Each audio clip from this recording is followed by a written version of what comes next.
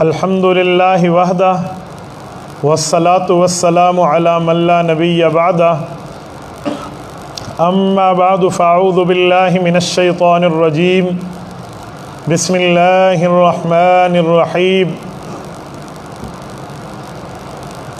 قتل الانسان ما اکفرہ من ای شیء خلقہ من نطفہ خلقہ فقدرہ ثم السبیل یسرہ ثم اماتہ فاقبرہ ثم اذا شاء انشرہ۔ عن عبداللہ بن مسعود رضی اللہ تعالی عنہ قال قال النبی صلی اللہ علیہ وسلم ان للہ ملائکۃ سیاحین فی الارض یبلغونی من امت السلام۔ رواہ الامام الہمام ابو شعیب النسائی فی سننہ۔ صدق اللہ العظیم وبلغنا رسولہ النبی الامی الکریم ونحن علی ذلک لمن الشاہدین والشاکرین والحمد للہ رب العالمین۔ نہ میں کا ذکر نہ پینے کی بات کرتے ہیں، میں کہتے ہیں شراب کو، نہ ہم شرابی ہیں اور نہ شرابیوں جیسی باتیں کرتے ہیں۔ نہ میں کا ذکر نہ پینے کی بات کرتے ہیں، ہم اہل دل ہیں اسی لیے مدینے کی بات کرتے ہیں۔ نہ میں کا ذکر نہ پینے کی بات کرتے ہیں، ہم اہل دل ہیں اسی لیے مدینے کی بات کرتے ہیں۔ مردہ دل ہیں جو قائل نہیں حیات نبی کے، مردہ دل ہیں جو قائل نہیں حیات نبی کے، ہم لوگ زندہ دل ہیں اسی لیے جینے کی بات کرتے ہیں۔ نہ خدا ان سے راضی نہ مصطفیٰ ان سے خوش، نہ خدا ان سے راضی نہ مصطفیٰ ان سے خوش، جو اصحاب پیغمبر کے ساتھ کینے کی بات کرتے ہیں۔ معزز دوستو، آج 4 اکتوبر 2019 بروز جمعہ، اس کے ساتھ جامعہ محمدیہ پرووا کے چشم و چراغ حضرت کی سرپرستی، آج میں حضرت کی خدمت میں حاضر ہوا تو فرمانے لگے میں نے جمعہ نماز میں آپ کے درس قرآن کا اعلان بھی کیا ہے، اور مزے کی بات یہ ہے کہ میں ما بین الخطبتین، 2 خطبوں کے درمیان خیر پھیلانے کی دعا بھی مانگی ہے۔ میرے دوستو، میں اپنے اکابر سے اسی دعاؤں کا مطلوب ہوں۔ بہت بڑی بات ہے ان حضرات کی زبان اقدس سے ہمارے لیے دعائیں نکلیں۔ بس ہمارے اندر ایک کمی ہے کہ زندہ رہو تو جینے کی سزا دیتی ہے دنیا، مر جائے تو بڑھ جاتی ہے انسان کی قیمت۔ مولانا محمد عمر فاروق کی زندگی اللہ سلامت رکھے، حضرت مولانا کا وجود بھی ہمارے لیے باعث نعمت ہے۔ بس زندگی میں قدر کر لیں، یہ بہت بڑی بات ہے۔ اللہ ان دونوں کی ہمارے اوپر سرپرستی کو قبول فرمائے۔ میرے دوستو، آج درس قرآن کریم کا عنوان ہے، میں نے اس لیے آپ کے سامنے صرف قرآن کریم سامنے رکھا ہے۔ میرے احباب کی خواہش یہ تھی کہ آج درس قرآن کریم کے حوالے سے میں احادیث نبویہ کی کتب بھی ساتھ لاتا اور آپ کے سامنے احادیث کھول کے دکھاتا۔ میں نے ان حضرات کی خدمت میں عرض کیا، میں نے کہا آپ نے درس قرآن رکھا ہے، درس حدیث نہیں رکھا، یا تو آپ درس قرآن و حدیث دونوں رکھتے، میں دونوں کے عنوان پہ بات کرتا۔ اگر آج ہم حدیث پر بات کر لیں، آپ کو بعد میں کوئی طعنہ دے گا بھئی ضعیف حدیثیں تھیں، فلاں تھا فلاں تھا، عوام بیچاری پریشان ہو جاتی ہے، اسی لیے آج درس قرآن پہ بات کرنے دیں۔ ہاں اگر کچھ مسئلہ ہوا تو احادیث بھی دور نہیں ہے، انشاءاللہ یہی گھوڑا یہی میدان، میں آپ کی خدمت میں احادیث بھی پیش کر دوں گا۔ میرے دوستو، قرآن کریم ہمارے لیے باعث نجات کتاب ہے، بلکہ میں یوں کہوں قرآن وہ کتاب ہے جو درس انقلاب ہے، جس نے ہمیں کفر اور شرک کے اندھیروں سے نکال کے اسلام کی روشنی دکھائی ہے، جس نے ہمیں کفر کی گڑانگ سے نکال کے مذہب ایمان کی اونچائی پر پہنچایا ہے۔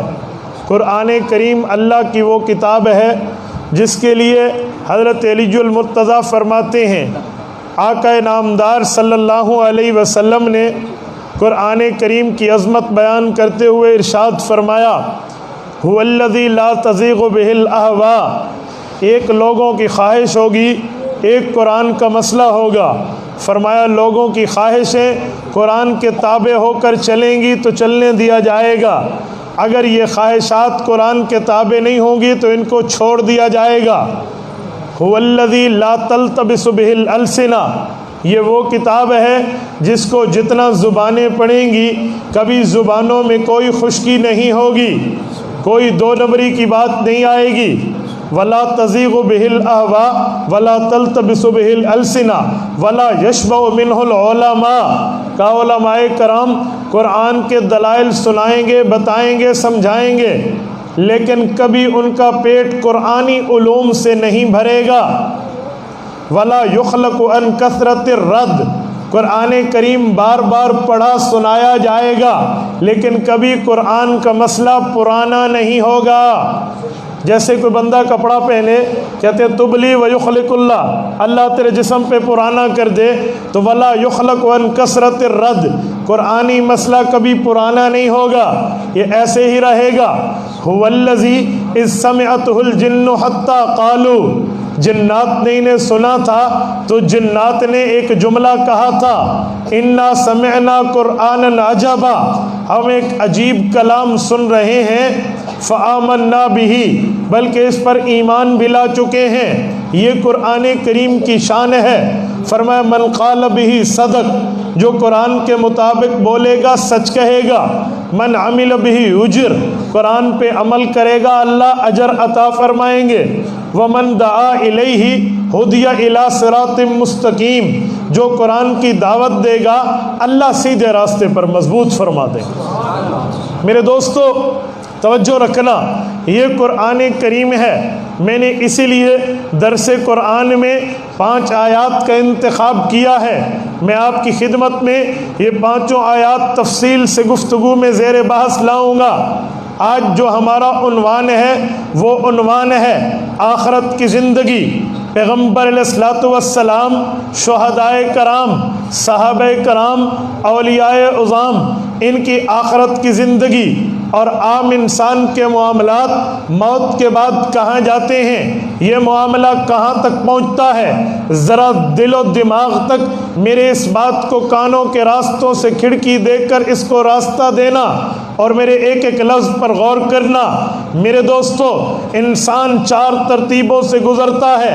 نمبر 1 عالم ارواح، جب بندے کی روح تھی جسم اس سے دور تھا۔ نمبر 2 عالم دنیا، جب دنیا میں آتا ہے۔ نمبر 3 عالم قبر، جب دنیا سے چلا جاتا ہے۔ نمبر 4 عالم آخرت، جب بندہ قبر اور آخرت میں پہنچے گا۔ مجھے حضرات کہتے ہیں آپ سریکی میں بات کریں، ولگالیاں تھی سن تقریر نہ تھی سی، ادھر کہتے ہیں تقریر کرو، انہوں آدھے سریکی کی گال کرو۔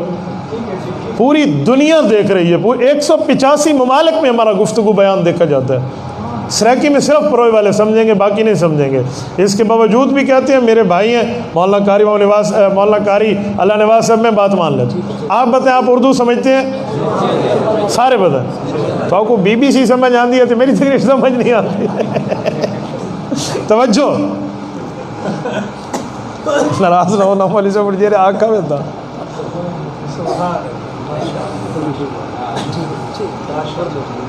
ہاں، 4 عالموں سے انسان گزرتا ہے۔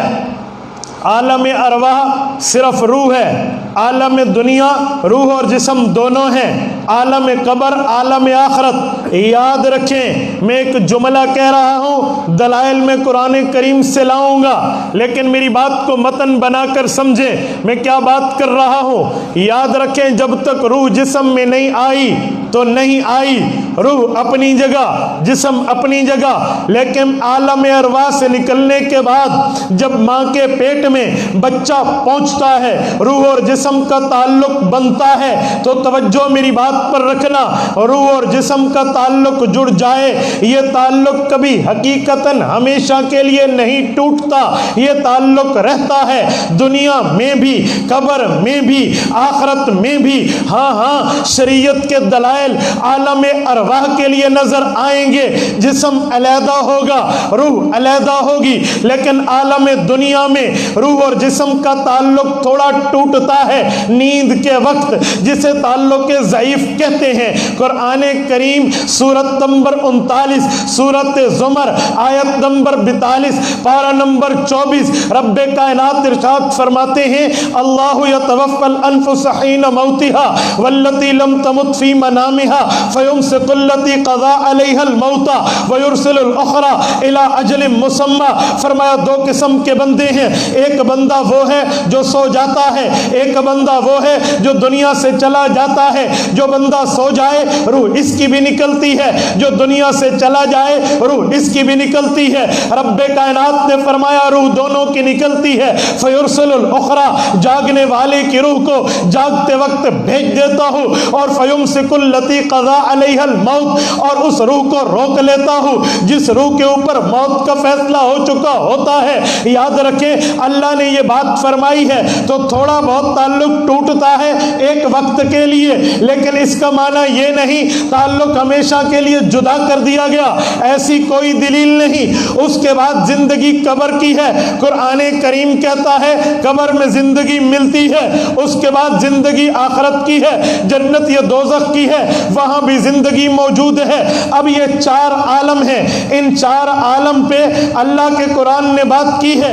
اگر آپ توجہ رکھیں گے میں آپ کی خدمت میں یہ چاروں عالم کے میں اندر پہلے عالم، پھر دوسرے، پھر تیسرے اور پھر چوتھے کو اللہ کے قرآن کریم سے پیش کر رہا ہوں۔ یہ سورت نمبر 2 ہے، سورت بقرہ آیت نمبر 28 ہے، رکوع نمبر 3 ہے، پارہ نمبر 1 ہے۔ میں اسی لیے آپ کو بتا رہا ہوں تاکہ آپ اس پہ خود دیکھنا چاہیں تو آپ آرام سے دیکھ سکتے ہیں۔ توجہ ہے نا؟ بس توجہ رکھنا۔ اللہ فرماتے ہیں کیف تکفرون باللہ وکنتم امواتا فاحیاکم ثم یمیتکم ثم یحییکم ثم الیہ ترجعون۔ رب نے 5 باتیں 4 عالم کی بات کی ہے، فرمایا کنتم امواتا، لوگوں اللہ کا انکار نہ کرنا۔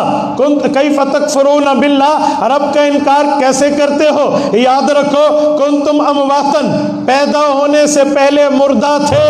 پیدا ہونے سے پہلے مردہ بندہ کیسے ہوتا ہے؟ روح اپنی جگہ، جسم اپنی جگہ، تعلق نہیں تھا۔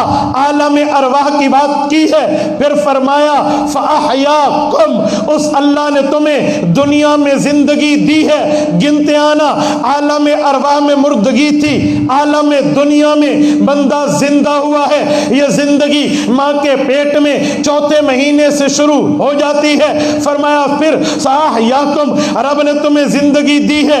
اس کے بعد کیا ہوا؟ فرمایا ثم یمیتکم، ایک وقت آئے گا اللہ تمہیں دنیا میں موت دے دیں گے۔ 3 باتیں، پھر فرمایا ثم یحییکم، پھر اللہ تمہیں زندہ کریں گے۔ آگے ثم الیہ ترجعون، پھر رب کی طرف لوٹائے جاؤ گے۔ میرے دوستو یہاں 4 باتیں اور 5ویں بات چھوٹی سی ساتھ اشارتاً ارشاد فرمائی ہے۔ بندہ دنیا میں آنے سے پہلے مردہ ہے، یعنی روح علیحدہ، جسم علیحدہ، اسے مردگی کہا گیا ہے۔ پھر رب نے زندگی دی، دنیا میں بھیجا، فاحیاکم، موت کے بعد کی زندگی، مانا روح اور جسم علیحدہ ہو، مردگی ہے، روح جسم جڑ گیا، یہ زندگی ہے۔ فاحیاکم، دنیا میں زندہ۔ اب کیا ہوگا؟ فرمایا جب دنیا کی زندگی پوری ہو جائے گی، ثم یمیتکم، تمہیں دنیا میں موت آ جائے گی۔ اللہ مان لیا دنیا میں فوت ہو گئے، پھر کیا ہوگا؟ فرمایا ثم یحییکم، پھر اللہ تمہیں زندہ کریں گے۔ اس سے مراد آخرت کی زندگی ہے یا قبر کی زندگی ہے؟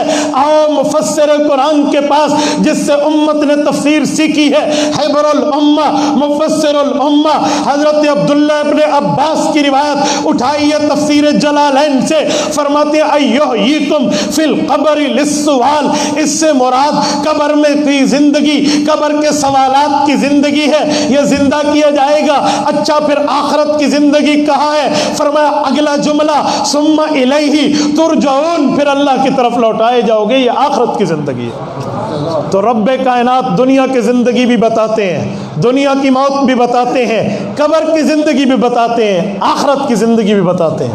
تو یہ چاروں زندگیاں اللہ نے بتائی ہیں۔ اور اگر ثم یحییکم کا معنی قبر کی زندگی نہیں بنتا تو پھر ثم الیہ ترجعون کا محمل نہیں بنتا۔ یاد رکھیں یہ تفسیر میری نہیں ہے، یہ اس عظیم ترین مفسر کی تفسیر ہے جس نے اللہ کے رسول سے تفسیر پڑھی ہے، جس کو رسول اللہ نے دعائیں دی ہیں۔ اللہ اسے تفسیر سکھا دے، اللہم علمہ الکتاب، اللہ اسے تفسیر سکھا دے، اسے قرآن سمجھا دے، اسے قرآن کے علوم کا حافظ عالم بنا دے۔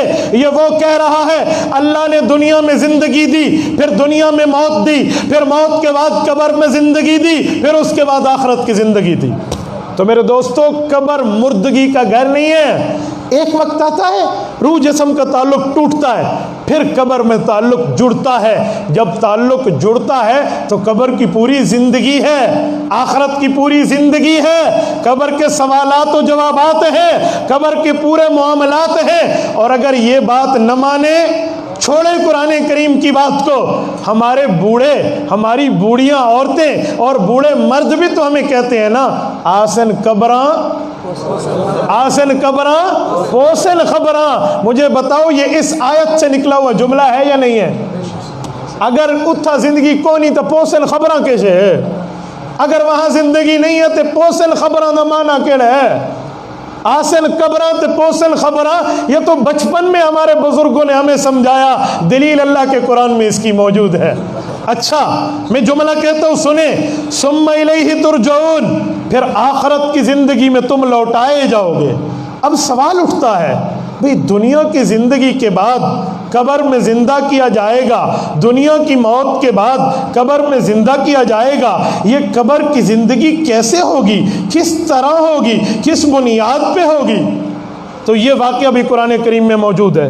رسول اللہ صلی اللہ علیہ وسلم کے پاس ایک طبقہ آیا تھا، اس نے آ کر کہا ہم تو اپنے بڑوں سے دیکھتے ہوئے آ رہے ہیں بندہ مرتا ہے مٹی مٹی ہو جاتا ہے، آپ نئی بات ارشاد فرما رہے ہیں جب بندے کی ہڈیاں ہو گئیں مٹی مٹی ہو گئی تو اب زندگی کیسے؟ یہ اٹھائیے سورت نمبر 180 سورت نازعات، اس کا پہلا رکوع کھولیے، آیت نمبر 10 11 12 13 اٹھائیے۔ رب کائنات ارشاد فرماتے ہیں یقولون انا لمردودون فی الحافرہ، حضور پاک کو کہنے لگے منکرین ہاں یہ عجیب بات، ہم قبر میں دوبارہ لوٹائے جائیں گے، قبر میں دوبارہ زندگی، قبر کی دوبارہ معاملات ہوں گے۔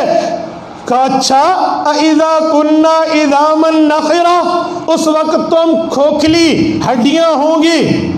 اگر یہ گلاس اسٹیل کا ہوتا نا تو مجھے سمجھانے میں آسانی ہوتی، اسٹیل کا گلاس خالی ہو تو اسے ایک وادن ٹھگورا مارو، اگر یوں کریں تو اندر سے آواز آتی ہے عظاما نخرہ، ہماری کھوکھلی ہڈی ہوگی اس سے آوازیں آئیں گی۔ کہا اچھا یوں ہوگا فإنما ہی زجرۃ واحدہ، پھر قرآن نے دلیلیں دی ہیں ہاں یوں ہوگا، پھر یوں ہوگا، پھر یوں ہوگا، پھر قیامت آئے گی۔ تو یہ ترتیبیں تو پرانے دور سے آئی تھی، رسول اقدس صلی اللہ علیہ وسلم سے سوالات اور جوابات ہوئے تھے، اچھا یوں ہوگا، فرمایا یوں ہوگا، یہ آخرت کی زندگی ہے۔ اچھا میرے دوستوں میں ایک جملہ یہاں سمجھانے کے لیے کہتا ہوں، ایک بندہ مجھے کہنے لگا مولانا قبر کی زندگی ہے، میں نے کہا جی بالکل ہے، قبر کے معاملات ہیں، آپ نے قبر کی زندگی پر عام مطالعہ کرنا ہو نا چھوڑو عربی کتابیں، اچھی زندگی اور بری زندگی پر تو آپ کو آسانی کا جواب دے دیتا ہوں۔ فضائل اعمال شاید ایسی کوئی اہل حق کی مسجد ہو جس میں موجود نہ ہو، ایسا ہے یا نہیں ہے؟ آپ فضائل اعمال اٹھائیں، قافلے والے کہتے ہیں یہاں خیمہ لگاتے ہیں، رسول اللہ کا دور ہے، کھودو خیمہ لگاؤ، نیچے سے سورۃ ملک پڑھنے کی آوازیں آ رہی ہیں، اوے مٹی کے اندر کون پڑھ رہا ہے، اوے اندر کون پڑھ رہا ہے، یا رسول اللہ ادھر سے آواز آ رہی ہے، رسول اکرم صلی اللہ علیہ وسلم تشریف لاتے فرمایا بند کر دو، یہ اللہ کا بندہ قرآن پڑھتا رہے گا، یہ کوئی نہیں زندگی، یہ کچھ نہیں ہے۔ ایک بندہ مجھے کہنے لگا قبر تو مٹی کا ڈھیر ہے، کچھ بھی نہیں ہے زندگی، یہ تو قبریں ہیں ہی نہیں۔ میں نے کہا قبر نہیں تو بلکہ کیسے ہے؟ کہنے لگا قبر نہیں ہے تو مٹی کا گڑھ ہے، اصل قبر اوپر آسمان پہ ہوتی ہے۔ میں کہا نہ بھرا میں کوئی گال دس، یہ جو آدھن پکی قبر نہ بڑھو اتنے سیمنٹ تیرا ابا گن ویندے، اتنے بجری تیرا چاچا گن ویندے، نہ میں تو نہیں ڈٹھا بھی ٹرک ویندا پیا ہوا او سب شفا من جانب اللہ اتنے ویندا پیا، تو سا کرا ڈٹھے مار کا۔ آپ نے کبھی دیکھا ہے کہ ٹرک اوپر جا رہا ہو بجری کا، ریت کا، سیمنٹ کا؟ میں نے تو نہیں دیکھا۔ تجھے جو حدیث میں قبر کیا پکا نہ بناؤ تو یہ قبر ہے، قبر کے اوپر سے نہ گزرو تو یہ قبر ہے۔ حدیث پاک میں ہے قبر جو ہے نا کیا کہتے ہیں، اتنی اونچی نہ ہو، اتنی زیادہ نہ ہو، اتنی چھوٹی نہ ہو، اتنی بڑی نہ ہو، پوری تفصیل ہے تو یہ قبر ہے۔ اگر یہ قبر نہیں ہے تو پھر ایک کام کیا کر۔ کہنے لگا جی، میں نے کہا آپ کا کوئی آدمی فوت ہو نا اس کو لفافے میں ڈال کے درخت سے لٹکا دیا کر، یہ قبر نہیں ہے۔ پاکستان اوے معیشت ڈی ویلی ہوئے، کوئی حال کو نہیں، زراعت واسطے قبرستان دے کے تو بندے لفافے پا کھڑا ہو، کوئی نہیں مانتا۔ کیوں؟ وہ کہتے ہیں نا بابا یہ قبر ہے۔ میرے دوستو اگر یہ قبر نہیں ہے، سورت نمبر 9 سورت توبہ آیت نمبر 84، رسول اللہ صلی اللہ علیہ وسلم ایک منافق کے جنازے پہ آئے، اللہ اگر میری کہنے سے اس کی بخشش ہوتی ہے تو کر دے، فرمائے نہیں ہوتی، اس کی بخشش ہم نہیں کریں گے، یہ بہت زیادہ دشمن رسول ہے، دشمن خدا ہے، اس کی بخشش نہیں ہوتی۔ ولا تصلی علی احد منہم مات ابدا، آج کے بعد آپ ان جیسے منافقین کا جنازہ مت پڑھیے۔ رسول اللہ رک گئے، خیال آیا اچھا جنازہ پڑھنا منع ہو گیا، شاید میری وجہ سے کوئی بندہ جہنم سے بچ کے جنت چلا جائے تو میں اس کی قبر پہ چلا جاؤں۔ رب کائنات نے فوراً فرمایا ولا تقم علی قبرہ، اس کی قبر پہ بھی مت جانا، منافق کی قبر پہ بھی نہیں جانا۔ مجھے بتائیں یہ ولا تقم علی قبرہ مدینہ کی بات ہے، یہ تو اوپر کی بات نہیں ہے۔ یہ کیسی بات ہے کہ قبر زمین پہ نہیں ہے؟ میں ایک جملہ کہتا ہوں سنو، اگر قبر زمین پہ نہیں ہے تو جو قبر پہ سجدہ کرتا ہے پھر انہیں روکتے کیوں ہو؟ پھر تو روکیں بھی نہیں نا، پھر کہیں یہ تو قبر پہ سجدہ ہی نہیں ہے، یہ تو گڑھے پہ سجدہ کر رہے ہیں، وہ سجدہ کرے تو اسے روک نہ، قبر پہ نہیں ہوتا۔ جب ہم قبر کی زندگی کی بات کریں تو ہمیں کہ قبر اوپر ہوتی ہے، یہ ہماری سمجھ سے بالا تر ہے۔ قبر پہلے اپنی سنجاڑوں بھی ہے کتھا، اس سارے ویلے اتنے تو بے ویلے اتھا، یوں نہیں بنتا۔ ثم یمیتکم ثم یحییکم ثم الیہ ترجعون، رب نے فرمایا دنیا میں آئے، پھر موت ملی، پھر قبر کی زندگی ملی، پھر آخرت میں لوٹائے جاؤ گے، یا جنت ہوگی یا جہنم ہوگی، اللہ جہنم سے محفوظ فرمائے۔ میرے دوستو قرآن کریم نے اس طرح بات کی ہے اور اس طرح قبر کی زندگی سمجھائی۔ اور سنو قبر کہتے کسے ہیں، کون سی جگہ قبر ہے؟ یہ تو میں نے عقل پیش کیا نا کہ یہ ہے، اور قرآن سے پوچھتے ہیں اے قرآن تو ہمیں قرآنی مسئلہ بتا، اللہ کا مسئلہ بتا، فرمان خدا کا مسئلہ بتا کہ قبر کون سی جگہ ہے۔ سنو میرے دوستوں، میں ایک جملہ کہتا ہوں، مجھے دیکھیں توجہ، یہ جسم ہے، اس جسم کو رب نے تخلیق کیا ہے، اللہ نے بنایا ہے۔ اللہ فرماتے ہیں جہاں یہ جسم جائے گا وہی جگہ اس کی قبر ہوگی۔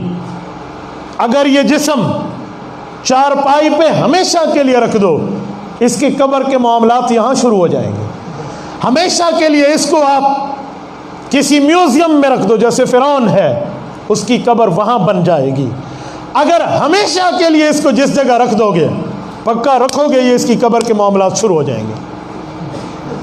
جہاں بندے کا جسم جائے وہی قبر ہے۔ کون سی جگہ؟ سورت نمبر 80 سورت عبس پارہ نمبر 3، اس کی آیت نمبر 16 17 18 19 20 21 سنیے۔ قتل الانسان ما اکفرہ، اے انسان مارا جائے تو کافر کیوں بنتا ہے، منکر کیوں بنتا ہے، انکار کیوں کرتا ہے؟ من ای شیء خلقہ، اے لوگوں اپنی پیدائش پہ غور کرو، کیسے پیدا ہوئے ہو؟ من ای شیء خلقہ، من نطفہ، پانی کی ایک بوند سے پیدا ہوئے، خلقہ فقدرہ، رب نے پیدا بھی کیا، اللہ نے تقدیر بھی لکھ دی، ثم السبیل یسرہ، پھر ایک وقت آئے گا رب آپ کو ماں کے پیٹ سے باہر نکلنے کا راستہ آسان کر دیں گے، ثم اماتہ، ایک وقت آئے گا دنیا کے بعد رب موت دیں گے، فاقبرہ ایک وقت آئے گا رب تمہیں قبر میں پہنچا دیں گے، ثم اذا شاء جب اللہ چاہیں گے انشرہ اور تمہیں کھڑا کر دیں گے۔ میرے دوستوں میرے استدلال کو سننا، من ای شیء خلق کس چیز سے پیدا ہوا، یہ جسم مراد ہے یا آسمانی روح مراد ہے؟ بولیے بولیے، سارے نہیں بولتے، جسم مراد ہے یا نہیں ہے؟ کیا مراد ہے؟ باہر والے نہیں بولتے، کیا بات ہے آپ مجھ سے ناراض ہیں؟ یہ جسم مراد ہے یا نہیں ہے؟ من ای شیء خلق کیا مراد ہے؟ بولتے جائیں کیا مراد ہے؟ جسم۔ من نطفہ نطفے سے پیدا جسم ہوا یا روح ہوئی؟ بولیے بولیے، جسم۔ خلقہ فقدرہ تقدیر لکھ دی گئی، ثم السبیل یسرہ پھر ماں کے پیٹ سے نکلنے کا راستہ آسان کیا، یہ جسم۔ ثم اماتہ اسے موت آئی، یہ جسم۔ فاقبرہ اسے قبر ملا، یہ جسم۔ جو اماتہ ہے وہی فاقبرہ ہے، جو اسے موت دے رہا ہے وہی اللہ اسے قبر دے رہا ہے۔ جس ترتیب سے رب دے اسی ترتیب سے ملتا ہے۔ مجھے ایک بندے نے کہا اللہ قبر کیسے دیتا ہے؟ قبر تو ہم رکھتے ہیں۔ میں نے کہا رزق کون دیتا ہے؟ کہتے ہیں اللہ۔ میں نے کہا تنخواہ تمہیں کون دیتا ہے؟ پرنسپل۔ میں نے کہا پھر اللہ رزق کیسے دیتا ہے؟ کہتے ہیں پرنسپل کو رب نے ذریعہ بنایا ہے۔ میں نے کہا قبر میں رکھنے والوں کو رب نے ذریعہ بنایا ہے۔ تو بات پوری ماننی چاہیے، تعویلیں نہیں کرنی چاہیے۔ ثم اماتہ فاقبرہ جسے موت آئی، موت جسم میں آتی ہے روح کو نہیں آتی۔ اگر روح کی موت کا کوئی قائل ہے تو پھر روحانی اوپر والی زندگی زیرو ہو جائے گی۔ ثم اماتہ موت جسم کو آتی ہے، فاقبرہ جسم کیوں ہی روح اور جسم کو ہی قبر ملتی ہے۔ اب سنیں میں ایک جملہ کہتا ہوں، اگر یہ جسم جانور کے پیٹ میں جائے، اللہ نہ کرے کسی کو جانور کھا لے، تو جانور کا پیٹ اس کے لیے قبر۔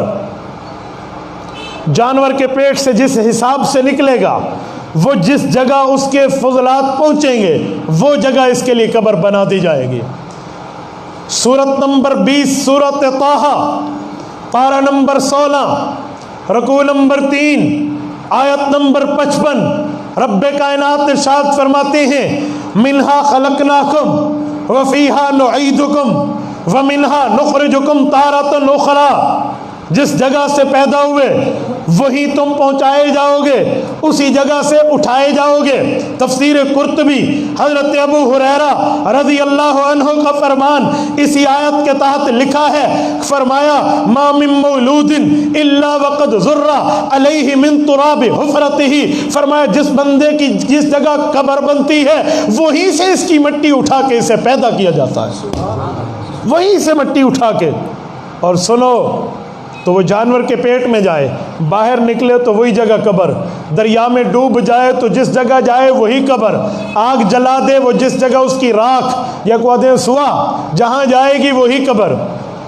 مجھے ایک بندہ کہنے لگا مولانا ایک سوال، میں نے کہا بڑی خوشی سے، کہتے ہیں جانور کے پیٹ میں جائے، تو میں نے کہا جانور کے پیٹ میں قبر کے حساب شروع ہو جائیں گے، سوالات جوابات، برا ہے تو اس کے لیے تکلیفیں، اچھا ہے تو اس کے لیے راحت۔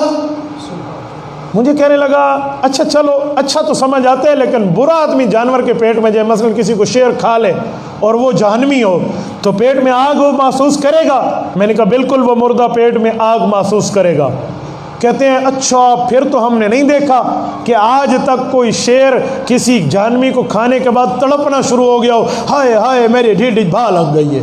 ہم نے تو نہیں دیکھا کوئی شیر رو رہا ہو، ہائے ہائے میرے پیٹ میں آگ لگ گئی ہے، کوئی درندہ رو رہا ہو، ہائے ہائے میرے پیٹ میں عذاب شروع ہو گیا ہے، ہم نے تو نہیں دیکھا۔ میں نے کہا بیٹا وہ عذاب مردے کے لیے ہے، اس شیر کے لیے نہیں ہے۔ کہتے یہ کون سی بات ہے؟ میں نے کہا اچھا تو یوں نہیں سمجھے گا، تجھے میں دوسرے طریقے سے سمجھاتا ہوں۔ اجی سمجھاؤ۔ میں نے کہا یہ ہاتھ میں کیا ہے؟ دوائی لایا ہوں۔ کس سے؟ ڈاکٹر سے۔ کس چیز کی؟ کہتے ہیں میرا پیٹ میں کیڑے ہیں، یہ میں کسٹریل لایا ہوں۔ اچھا یہ کیڑے جو ہیں تجھے تکلیف دیتے ہیں؟ جی دیتے ہیں۔ میں نے کہا جب دوائی کھائے گا कीड़ों को राहत मिलेगी? कहते हैं नहीं, कीड़ों पे क़यामत गुजरेगी, मरेंगे, पखाने से निकल जाएंगे। मैंने कहा जब कीड़े मर रहे होंगे तू भी तड़पेगा? हाय हाय मैं कई बला खा दिए, तड़पेगा? कहते हैं जी नहीं। मैंने कहा क्यों नहीं? कीड़ों पे क़यामत गुजर रही होगी, तू भी तड़प, तू भी रो। कहने लगा जी नहीं नहीं, वो दवाई कीड़ों के लिए है, मेरे लिए नहीं है। मैंने कहा बेटा वो अजाब मुर्दे के लिए है, जानवर के लिए नहीं है। उत्था समझ आंदा, इतना नहीं आंदा। अच्छा एक बंदा कहने लगा मौलवी साहब एक भी सवाल। मैंने कहा बड़ी खुशी नाल करे, सवाल क्या है? कहते हैं सवाल ये है, कोई बंदा पानी में डूब जाए, अल्लाह न करे। मैंने कहा जी बिल्कुल। कहते हैं जब जहन्नमी होगा तो अजाब कहाँ मिलेगा? मैंने कहा वही पानी में। कहते हैं मौलाना सोच लें। मैंने कहा जी सोच लिया। कहते आप फंस जाएंगे। मैंने कहा आज तक इस धरती पे किसी माँ की कोख ने वो बेटा नहीं जना जो उलमाए देवबंद को दलील में फंसा जाए। नारे तकबीर, उलमाए देवबंद जुर्रतमंद गैरतमंद, नारे तकबीर। मैंने कहा आज तक किसी माँ की कोख ने वो बेटा नहीं जना जो उलमाए देवबंद को दलील की दुनिया में फंसा जाए। कहते हैं मौलाना जो बंदा पानी में गर्क हो जाएगा इसको आग कैसे लगेगी? पानी और आग तुमने इकट्ठा कर दिया, आग और पानी तो इकट्ठा नहीं होता। मैंने कहा जी हाँ, तुझ और मुझसे इकट्ठा नहीं होता, आग और पानी इकट्ठे नहीं होते, लेकिन अल्लाह इन्नल्लाह अला कुल्ली शैइन कदीर है। मेरा मौला इकट्ठा करके दिखाया भी था, दिखाएगा भी। कहते है कोई आयत? मैंने कहा रब के कुरान में है। जो कौम नूह थी, कौम नूह ने हजरत नूह अलैहिस्सलाम की मुखालफत की, हजरत नूह ने दुआ मांगी या रब्बी ला तज़र अलल अर्ज़ी मिनल काफिरीन दय्यारा इन्नका इन तज़रहुम युज़िल्लु इबादका वला यलिदु इल्ला फाजिरन कफ़ारा। मेरे मौला ये बड़ी बेईमान कौम है, नाफरमान कौम है, तेरी भी नाफरमानी करती है, मेरी शरीयत की भी मुखालफत करती है। अल्लाह इन्हें अजाब दे। अगर ये जिंदा रहे ये औलाद फाजिर जनेंगे, औलाद फासिक जनेंगे, लोगों को मुज़िल, लोगों के लिए गुमराह करने वाले, गुमराह को नफरात पैदा करेंगे। रब इनको तबाह कर दे, बर्बाद कर दे। कुरान कहते हैं वफारत तन्नूर, तन्नूर से पानी फूटा, पानी के फव्वारे आए, ऊपर से आसमान से बारिश आई, पानी आता गया, आता गया, आता गया, हत्ता के सैलाब बना। सैलाब की वजह से वो कौम नूह गर्क हुई, अभी पानी में थी। अल्लाह फरमाते हैं मैंने इन्हें आग में दाखिल किया। अल्लाह ने फरमाया ये कुरान करीम है, आयत नंबर 25 है, सूरत नंबर 71, सूरत नूह का रकू नंबर 2 है, 29वां पारा है। फरमा मिम्मा खतीअतिहिम उग़रिक़ू फउदखिलू नारा फलम यजिदू लहुम मिन दुनिल्लाहि अंसारा। मिम्मा खतीअतिहिम, इनके गुनाह थे, अपनी गुनाहों की बदौलत उग़रिक़ू, पानी में गर्क हुए। फउदखिलू नारा, फाता की बिला मौला के लिए आता है। फरमाया अभी पानी में थे, ये आग में दाखिल हो गए। अल्लाह ये पानी और आग इकट्ठी कैसे हो गई? फरमाया ये मेरे काम है। फलम यजिदू लहुम मिन दुनिल्लाहि अंसारा, अल्लाह के अलावा इन्हें कोई मददगार नहीं मिलेगा। जो रब के दर को छोड़ेगा दर दर का भिखारी बनेगा, जो रब के दर को छोड़ेगा दर दर पे सर झुकाएगा। फरमाया इनके गुनाह थे, गलतियां थी, नाफरमानियां थी, बेईमानियां थी, उस बुनियाद पे ये जैसे पानी में गए आग में दाखिल हो गए। तो पानी और आग तो अल्लाह ने इकट्ठा किया है। कहते बिल्कुल ये तो पानी और आग, ये फा बिला मोहला है, इसे कहते हैं फा ताकीब बिला वसल, दरमियान में कोई फासला, स्पेस, गुंजाइश नहीं है। फउदखिलू जा ज़ैदुन सुम्मा अमरुन, इसमें तो फासला है, लेकिन इसमें फासला नहीं है, ये फा ताकीब बिला वसल है। मेरे दोस्तों फउदखिलू नारा, फौरन आग में दाखिल हुए। तो आग और पानी को फत्तू जितू गाँव में इकट्ठा नहीं कीता, अल्लाह कीता है। तो अजाब अल्लाह देगा। तो ये आखिरत की ज़िंदगी है। एक शख्स मुझसे पूछने लगा अच्छा मौलाना ठीक हो गया, पानी में भी अजाब मान लिया, جانور کے پیٹ میں بھی عذاب مان لیا. لیکن آپ کہتے ہیں قبر میں آگ جلتی ہے، تو آگ تو گرم کرتی ہے جگہ کو. ہم تو بعض اوقات دیکھتے ہیں کسی قبر پہ ہاتھ لگائیں، زمین ٹھنڈی ہوتی ہے، ہمیں تو گرم محسوس نہیں ہوتی. اگر آگ لگی ہوئی ہے اندر سے گرم ہونی چاہیے. بارو تپ ونجے ہاتھ لاؤں وہی اماں ہاتھ نہ لا سکے بندہ، تو یہ تو گرم ہونی چاہیے. ہم نے تو گرم نہیں دیکھی زمین. امام ابن القیم رحمہ اللہ نے ایک واقعہ لکھا، اس سے اس کا جواب موجود ہے. وہ فرماتے ہیں سیدنا عمر رضی اللہ عنہ کا دور تھا، ایک شخص مجوسی تھا، وہ قبر کی زندگی کا منکر تھا. حضرت عمر کے پاس آیا، رومال کا شبد ہی ودائی میں گنڈڑی بڑھا کے پیچھے چاہیے ودائی. رومال میں اس نے کچھ باندھا ہوا تھا. حضرت عمر سے آ کر کہنے لگا، آپ مسلمانوں کے امیر المؤمنین ہیں، میرا ایک سوال ہے. آپ کے نبی نے فرمایا قبر میں عذاب ہوتا ہے جو میرا دین نہ مانے، اور عذاب بھی آگ کا ہوتا ہے اور آگ گرم ہوتی ہے. کہا جی ہاں. تو کہا یہ میری رومال کی تھیلی کھول کے دیکھ لو، میرے دادا کی کھوپڑی ہے جو مجوسی مر گیا تھا، اس کی قبر سے نکال کے لایا ہوں. یہ کھوپڑی تو ٹھنڈی ہے، ہاتھ لگائیں، یہ تو گرم نہیں ہے. اور یوں اس نے سامنے رکھ دی. امیر المومنین ہاتھ لگائیں، انہوں نے لگایا، صحابہ نے لگایا. کہا ٹھنڈی ہے ٹھنڈی ہے ٹھنڈی ہے. کہا جب ٹھنڈی ہے تو عذاب کیسے ہوگا، ذرا مجھے دکھائیں. حضرت عمر رضی اللہ تعالیٰ عنہ نے ارشاد فرمایا، بیٹا وہ 2 پتھر پڑے ہوئے ہیں، ذرا وہ اٹھا دے. وہ پہلے تو ڈرا، پتہ نہیں حضرت عمر سیرج وگیندہ کیا کریں دے. کہا نہیں وہ 2 پتھر اٹھا دے. اس نے اٹھا دیے تو حضرت عمر نے فرمایا ہاتھ لگا. اس نے ہاتھ لگائے.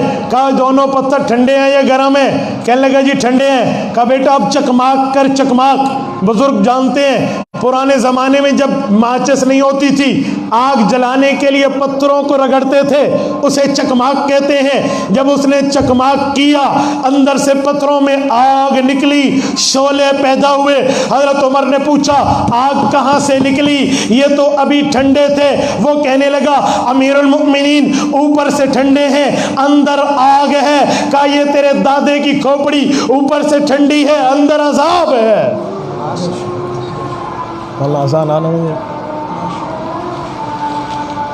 آزان آ جائے پھر میں آگے بات چلاتا ہوں.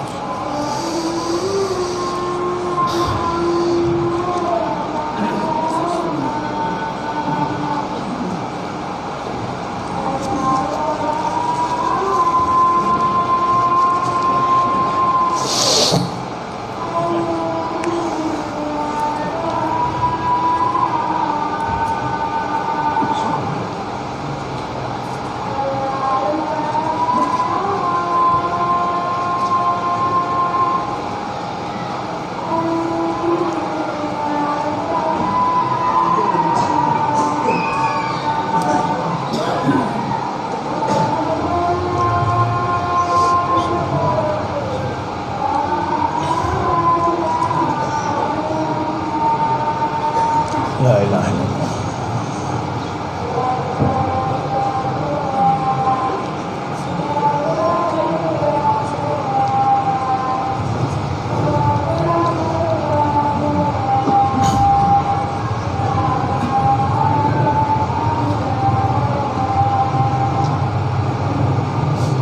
توجہ.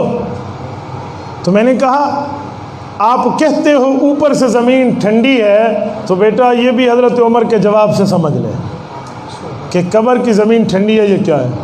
وہ بعض چیزیں سمجھنے کی ہوتی ہیں، دیکھنے کی نہیں ہوتی. اگر آپ کسی ڈاکٹر کے پاس جائیں، وہ کہے گا شوگر 300 پہ ہے. شوگر انگلش میں چینی کو کہتے ہیں. تو تم کہو گے اچھا ادھی بوری کاٹے دے دیکھا، وہ کاٹ دے سی تو کو کیسی بات کرتے ہیں. کچھ سمجھنے کی چیز ہوتی ہے، ہر چیز دکھنے کی نہیں ہوتی. ایک بندہ کہے دکھاؤ، ہر چیز دکھانے سے نہیں نظر آتی. آج تک آپ لوگوں نے اپنا دماغ دیکھا ہے؟ بولیے اپنا عقل کٹ کے کنا ڈٹھے کیا بندے بل کیا سارے بے عقل ان بندے جنہیں نہیں ڈٹھا عقل. تو کوئی چیز سمجھنے کی ہوتی ہے، اس کو دکھانے کی نہیں ہوتی. کہتے ہیں عذاب دکھاؤ. میں نے کہا تو آج تک اپنا عقل مجھے نہیں دکھا سکا. ڈاکٹروں کے کہنے پہ اپنے عقل کو مان لیا، اللہ کے کہنے پہ عذاب ماننے کے لیے امت تیار نہیں ہے. تو میرے دوستو ایسے دنیا کی زندگی پھر عالم ارواح اس سے پہلے، پھر بعد میں قبر کی زندگی، اس سے بعد آخرت کی زندگی۔ تو قبر وہاں بنتی ہے جہاں بندے کا جسم جاتا ہے۔ جس جگہ جسم میں پہنچ گیا وہی جگہ اس کی قبر کے حساب شروع ہو جاتے ہیں۔ فرعون جہاں موجود ہے، جس جگہ ہے اس جگہ اس پر صبح شام آگ پیش کی جاتی ہے۔ النار یعرضون علیہا غدوا وعشیا، قرآن کہتا ہے صبح شام آگ پیش کی جاتی ہے۔ ایک بندہ مجھے کہنے لگا آگ کیسے پیش کی جاتی ہے، ہمیں تو نظر نہیں آتی۔ میں نے کہا تجھے ادھر بیٹھا فرشتہ نظر آتا ہے؟ کہتا ہے جی نہیں۔ تو میں نے کہا فرشتیاں دی لئی ہوئی بھائی نہیں دسدی۔ یہ کیسی بات کرتے ہیں سادے آدمی؟ ضروری ہے جس چیز کو آنکھ سے دیکھو وہ مانو۔ تو آپ نے ڈاڈے تے ڈاڈی دی شادی نہیں ڈٹھی، بلکہ آنکھ سے ڈاڈے ڈاڈی دی رن پر نہیں جائے۔ تو جو نہیں دیکھا وہ نہیں ہوتا، تو ول بندہ کیا آکسی ڈاڈا ڈاڈی پر نہیں جائے، کوئی نہیں پر نہیں جاؤ نہ تو میں دیکھا نا۔ اگلا آکسی نمو نمت تھا تو جن پہاڑوں لتا، اتنا سوال ہے۔ تو میرے دوستو ہر چیز دیکھنے سے بات نہیں بنتی، کچھ ماننے سے بھی بنتی ہے نا۔ کہ اگر دادے دادی کی شادی نہ ہوتی تو میں دنیا میں کیسے آتا، آسانی سے مانا جا سکتا ہے۔ یہ تو میں نے آپ کے سامنے تمہید ذکر کیا ہے۔ تمہید پتہ کیا کو دن؟ تمہید مہد تو نکلا ہے، مہد دن جھولی کو بال نکا ماد جھولی چ باندھا اٹھدا سکھ دے تو اگلی زندگی سکھ دے۔ تمہید بندہ سمجھیں دے تو اگلا بیان سمجھیں دے۔ یہ حال خوش نہ تھی وے بیان مکدا پیا، یہ تمہید ہے، ٹھیک ہے نا۔ یہ میں نے صرف قبر کی زندگی پر آپ کے سامنے 2-4 پوائنٹس باندھے ہیں تاکہ میں یہ پروف کر پاؤں کہ دنیا کی زندگی، عالم ارواح کی زندگی، عالم قبر کی زندگی، عالم آخرت کی زندگی۔ اب آئیں عقیدہ حیات النبی پر کہ اس کا مسئلہ کیا ہے۔ یہ میں نے عقیدہ نہیں سمجھایا، یہ میں نے صرف آپ کے سامنے قبر کی زندگی کی جھلکیاں رکھی ہیں۔ عقیدہ حیات النبی کیا ہے، اوہیں دے گلو تو لیول دے گالیاں۔ جیسے جہاز میں ایک اکانومی ہوتی ہے اور ایک فرسٹ کلاس ہوتی ہے، ایک بزنس کلاس سیٹ ہوتی ہے، تو وہ اندوں کو لگو دے گالیاں۔ تو یہ اب میں عقیدہ حیات النبی پیش کر رہا ہوں۔ یہ تو میں نے کافروں کی باتیں کی، گناہ گاروں کی باتیں کی، عذاب کی بات کی، ان کی باتیں کی۔ اب نبوت کا معاملہ کیا ہے ذرا توجہ رکھنا۔ آپ درود شریف پڑھیں اور میں اس بات کو شروع کرتا ہوں۔ اللہم صلی اللہ سیدنا مولانا محمد و علیہ وسلم۔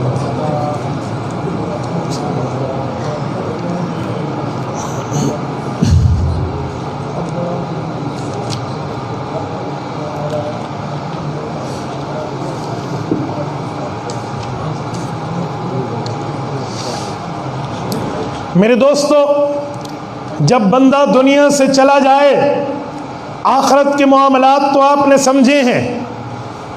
نبوت اور شہادت کا منصب بہت بڑا ہے۔ نبی وہ ہے جو اپنی زبان سے اعلان نبوت کرتا ہے، شہید وہ ہے جو اپنے خون سے اس اعلان کی تصدیق کرتا ہے، نبی وہ ہے جو خود صاحب ایمان ہے، مؤمن وہ ہے جو شہید وہ ہے جو مؤمن بن کے اس ایمان کو تسلیم کرتا ہے۔ رب العزت نے شہداء کی بات بھی کی ہے، اس کے ذیل میں انبیاء کی بات بھی سمجھائی ہے۔ احد کا جنگ کا مارکا ہوتا ہے، جنگ احد میں رسول اقدس صلی اللہ علیہ وسلم اسلام کی دوسری مسلح جنگ لڑتے ہیں۔ 70 صحابہ شہید ہو گئے، کسی کا بھائی، کسی کا چچا زاد، کسی کا ابو، کسی کا بیٹا، کسی کا والد، کسی کا بھیڑوئی، کسی کا ماموں، کسی کا دوست کٹ گیا۔ اب بعد والے پسماندگان جو ہیں وہ ایک دوسرے سے کہتے ہیں وہ تو بہت اچھا تھا، چاچا جان بہت پیارے تھے، بھائی جان ایسے تھے، ماموں ایسے تھے، ابو ایسے تھے، بیٹا ایسے تھا، پریشان رو رہے، کوئی کیا کہہ رہا، کوئی کیا کہہ رہا، معاملہ کیا ہے، کیا بنا، کیا ہوگا، کہاں ہوں گے، کیا بات ہوگی، ان کی آخرت کی زندگی کیسی ہوگی۔ اللہ رب العزت نے صحابہ کرام رضی اللہ عنہم اجمعین کو سمجھانے کے لیے، ان کی تسلی کے لیے اللہ رب العزت نے قرآن کریم میں آیات اتاری تاکہ صحابہ کرام اپنے شہید بھائیوں سے تسلی حاصل کر لیں۔ 2 آیتیں ہیں، ایک سورۃ بقرہ میں، ایک सूरत आल इमरान में सूरत नंबर 2 सूरत अल-बकरा आयत नंबर 154, सूरत नंबर 3 सूरत आल इमरान आयत नंबर 169, अल्लाह पाक फरमाते हैं, दोनों आयत में तसल्ली का सामान देते हैं। पहले मैं आयत दोनों का तर्जुमा करता हूँ, फिर इसका माहसल खुलासा समरी मतलब तशरीह रखूंगा। अल्लाह ने फरमाया, वला तक़ूलू लिमन युक़्तलु फ़ी सबीलिल्लाहि अम्वात, जो रब के रास्ते में शहीद हो जाए इसे मुर्दा न कहना। अल्लाह क्या कहे? फरमाया बल अहया, उसे जिंदा कहो। अल्लाह जिंदा कैसे है हमें तो नजर नहीं आता। फरमाया वलाकिन ला तशउरून, तुम्हें समझ नहीं आएगी। दूसरी जगह इरशाद फरमाया, वला तहसबन्नल्लज़ीना क़ुतिलू फ़ी सबीलिल्लाहि अम्वाता, मत गुमान करो उसे मुर्दा जो रब के रास्ते में शहीद हो जाए।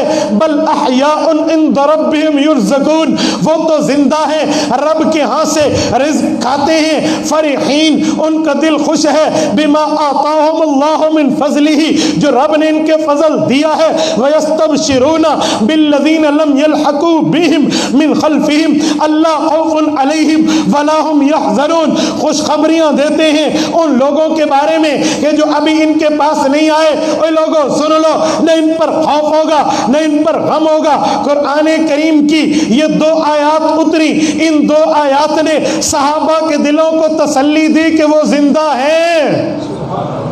जब ये आयत उतरी बात ख़त्म हो गई, बात ख़त्म हो गई। लेकिन एक सहाबा का सवाल और एक इस आयत की तशरीह, तवज्जो रखना। मैं पहले आयत को खोलता हूँ, फिर सवाल और जवाब पर बात करूँगा। तर्जुमा ज़हन में रखना, वला तक़ूलू लिमन युक़्तलु फ़ी सबीलिल्लाहि अम्वात, शहीद को मुर्दा। आपको मेरा साथ देना पड़ेगा, मुझे आप जवाब देंगे। मैं नारे का कायल नहीं हूँ, लेकिन जवाब का ज़रूर कायल हूँ। शहीद को मुर्दा, सारे बोलो शहीद को मुर्दा, बाहर वाले बोले शहीद को मुर्दा। ये कौन कह रहा है? अल्लाह का। शहीद को मुर्दा ना कहो, अल्लाह क्या कहें? मुर्दा जो न कहे तो क्या कहे? कुरान कहते हैं बल अहया, क्या कहो? बोलिए बोलिए, क्या कहो? जुरत के साथ बोलिए, क्या कहो? जिंदा कहो। अब सवाल उठता था, अल्लाह ये जिंदा कैसे है? ये जिंदा होता तो इसका हम जनाजा पढ़ते, ये जिंदा होता हम इसे उठा के ले जाते, ये जिंदा होता इसे कब्र में रखते। अल्लाह कैसे जिंदा है? कैसे जिंदा है? फरमाया वलाकिन ला तशउरून, तुम्हें शऊर नहीं है, तुम नहीं समझ पाओगे। ये तुम्हारे बस का खेल नहीं है, ये तुम्हारी ताकत का रोग नहीं है। बस तुम सिर्फ जिंदा मानो, अगली बातों को छोड़ दो। जिस पर बहस रब मना करे, जिसके छेड़ने को अल्लाह मना करे, जिसके शऊर को रब्बे कायनात ममनू फरमा दे, आजकल लोग इसी को छेड़ते हैं। एक बंदा मुझे कहने लगा, वो जो फलां नहीं है जो ज़िंदा नहीं मानते, वो कहते हैं हमें कुरान से साबित कर दो। मैंने उसे कहा कुरान कहता है इस पर बहस ना करो, बस ज़िंदा मानो, और तू कहते हैं कुरान से साबित कर दो। जब कुरान ज़िंदा कहकर बहस मना करता है, तुझे किसने कहा तू बहस कर? तुझे किसने कहा तू लोगों में ये बात फैला? एक बंदा मुझे कहने लगा वो कुरान मानते हैं। मैंने कहा कुरान में 3 लफ्ज़ मौजूद हैं, शहीद को मुर्दा ना कहो, ये कहते हैं मुर्दा है। शहीद को ज़िंदा कहो, ये कहते हैं ज़िंदा नहीं है। अल्लाह कहते हैं तुम्हें समझ नहीं आएगी, ये कहते हैं मुनाजरा करो और समझा के दिखाओ। तुम कहते हो कुरान मानते। 3 आयतों का पैदर पे इनकार है। अल्लाह फरमाते हैं मुर्दा ना कहो, ये उनकी रट है, मुर्दा है। अल्लाह फरमाते हैं ज़िंदा कहो और ये कहते हैं ज़िंदा नहीं है। अल्लाह फरमाते हैं तुम्हें समझ नहीं आई, ये कहते आओ समझा के दिखाओ। ऐसे नहीं हज़रत, एक एक बंदे हाँ समझाओ दिखाओ, इसे दसो क्या बताएं। कुरान कहता है वलाकिन ला तशउरून, तुम्हें शऊर नहीं है, तुम्हें समझ नहीं है, तुम्हें एहसास नहीं है। जब अल्लाह ने मना फरमा दिया, आप कौन हो बहस करने वाले? इसलिए उलमा देवबंद फरमाते हैं शुहदा को कब्र में ज़िंदा मानो, ये ज़िंदा हैं, उसकी ज़िंदगी पर बहस न करो, अल्लाह ने मना फरमा दिया। मेरे दोस्तों मैं एक जुमला मज़ीद कहता हूँ, आपका ज़ौक़ ताज़ा है तो मैं एक बात कहूँ, जिसका ज़ौक़ ताज़ा है वो हाथ खड़ा करे, जज़ाकल्लाह। वलाकिन ला तशउरून फरमाया है, वलाकिन ला तुमिनून नहीं फरमाया। वलाकिन ला तशउरून फरमाया है, वलाकिन ला तुमिनून का लफ्ज़ अल्लाह ने नहीं फरमाया। वजह وَلَٰكِن لَا تَشْعُرُونَ کا معنی ہے تمہیں شعور نہیں ہے، وَلَٰكِن لَا تُؤْمِنُونَ کا معنی ہے تمہارا ایمان نہیں ہے۔ اللہ فرماتے ہیں تمہارا شہید کی حیات پر ایمان تو ہے لیکن تمہیں شعور نہیں ہے۔ شعور کسے کہتے ہیں؟ شعور کا مطلب کیا ہے؟ شعور 5 چیزوں کا نام ہے، میری طرف دیکھیں، ہاتھ کو دیکھیں، کتنی چیزوں کا نام ہے؟ کتنی؟ جسے کہتے ہیں حواس خمسہ۔ کان سے سن رہا ہوں جنریٹر چل رہا ہے، یہ کان کا شعور ہے۔ آنکھ سے دیکھ رہا ہوں لائٹس لگی ہوئی ہیں، یہ آنکھ کا شعور ہے۔ ناک سے سونگھ رہا ہوں بہت اچھا خوشبو اور بہت اچھا عطر اور بہت اچھی پرفیوم ہے، یہ ناک کا شعور ہے۔ زبان سے چکھ رہا ہوں یہ میٹھا ہے، یہ کڑوا ہے، یہ کھٹا ہے، یہ فلاں ہے، یہ زبان کا شعور ہے۔ ہاتھ سے پکڑوں گا یہ لکڑی ہے، یہ کپڑا ہے، یہ پلاسٹک ہے، یہ اسٹیل ہے، یہ مائک ہے، یہ موبائل ہے، یہ ٹیشو ہے، یہ قرآن کریم ہے، یہ ہاتھ کا شعور ہے۔ قوت سامعہ، قوت باصرہ، قوت شامہ، قوت ذائقہ، قوت جاسہ، یہ 5 قوتیں ہیں۔ کان سے سنو، کان کا شعور، آنکھ سے دیکھو شعور، ناک سے سونگھو شعور، زبان سے چکھو شعور، ہاتھ سے پکڑو شعور۔ اللہ فرماتے ہیں وَلَٰكِن لَا تَشْعُرُونَ، تمہیں شعور نہیں ہے۔ کیا معنی؟ تمہاری آنکھیں کہیں گی یہ تو مردہ ہے، کان کو اس کے دل پہ لگاؤ تو دھڑکن نہیں سنائی دے گی، کان کہے گا مردہ ہے۔ اوے ناک اور زبان سے بھی پتہ چل سکتا تو یہ بھی کہہ دیتے کہ مردہ ہے، نبض پہ ہاتھ لگاؤ تو کہو گے بند ہے، تو کان بھی کہے گا مردہ، دل و دماغ ہاتھ بھی کہیں گے مردہ، تو پھر زندہ کیسے کہیں؟ شعور ختم ہو گیا۔ فرمایا اے انسان تیرے علوم جو ہے، تیرے علم جو ہے، تیرا نالج جو ہے، تیری تحقیق جو ہے وہ ان 5 چیزوں سے ہے۔ یا تو کان سے علم حاصل کرتا ہے، یا آنکھ سے، یا زبان سے، یا ناک سے، یا ہاتھ سے، ان 5 سے، حواس سے خمسہ سے تیرے علوم آتے ہیں۔ میں نے تیرے علم کی جڑ کاٹ دی، تو نہیں سمجھ سکتا یہ زندہ کیسے ہے۔ اللہ پھر کیسے مانے؟ فرمایا 6ٹھی چیز آئے گی جسے اللہ کی وحی کہتے ہیں، اللہ کا حکم کہتے ہیں، آیت قرآنی کہتے ہیں، وہ 6ٹھی چیز آئے گی، وہ کہے گی بل احیا، یہ زندہ ہیں، تو مان لے، تو مان لے۔ ایک بندہ مجھے کہنے لگا جو زندہ ہے تو نظر تو نہیں آتا۔ میں نے کہا کملا بھیرا اسا تو پہلے آنکھ ہی بیٹھے ہیں، آنکھ نہیں ڈسیں دی، اسا تو پہلے آنکھ ہی بیٹھے ہیں، وَلَٰكِن لَا تَشْعُرُونَ، آنکھ سے شعور کی نفی ہے، تو آنکھ والا سوال بنتا ہی نہیں ہے، کان والا سوال بنتا ہی نہیں ہے۔ سوال تو تب بنتا جب میں کہتا آنکھ سے سمجھ آتا ہے، اللہ نے پہلے فرما دیا۔ یہ جتنے اعتراض ہیں نا عقیدہ حیات النبی پر، یہ لوگ یہی کہتے ہیں نظر تو نہیں آتا، نظر تو نہیں آتا، تو جب نظر کی تو بات اللہ نے پہلے ہی جڑ کاٹ کے رکھ دی ہے، وَلَٰكِن لَا تَشْعُرُونَ، تمہارا شعور نہیں ہے، تم سمجھ نہیں سکتے۔ آنکھ، کان، ناک، زبان، ہاتھ، یہ علوم دا اینڈ ختم ہو گیا۔ اب 6ٹھی چیز ہے جسے وحی الہی کہتے ہیں، اور وہی وہ یہ حواس خمسہ سے تعلق نہیں ہے، وہ معاملہ اپنا ہے، وہ اللہ رب العزت کا طریقہ ہے، وہ نبی کا اور خدا کا معاملہ ہے، اس میں ہمارا کیا لینا دینا، ہمارا کیا دخل؟ ہم نے ماننا ہے، کہہ دیا مانو۔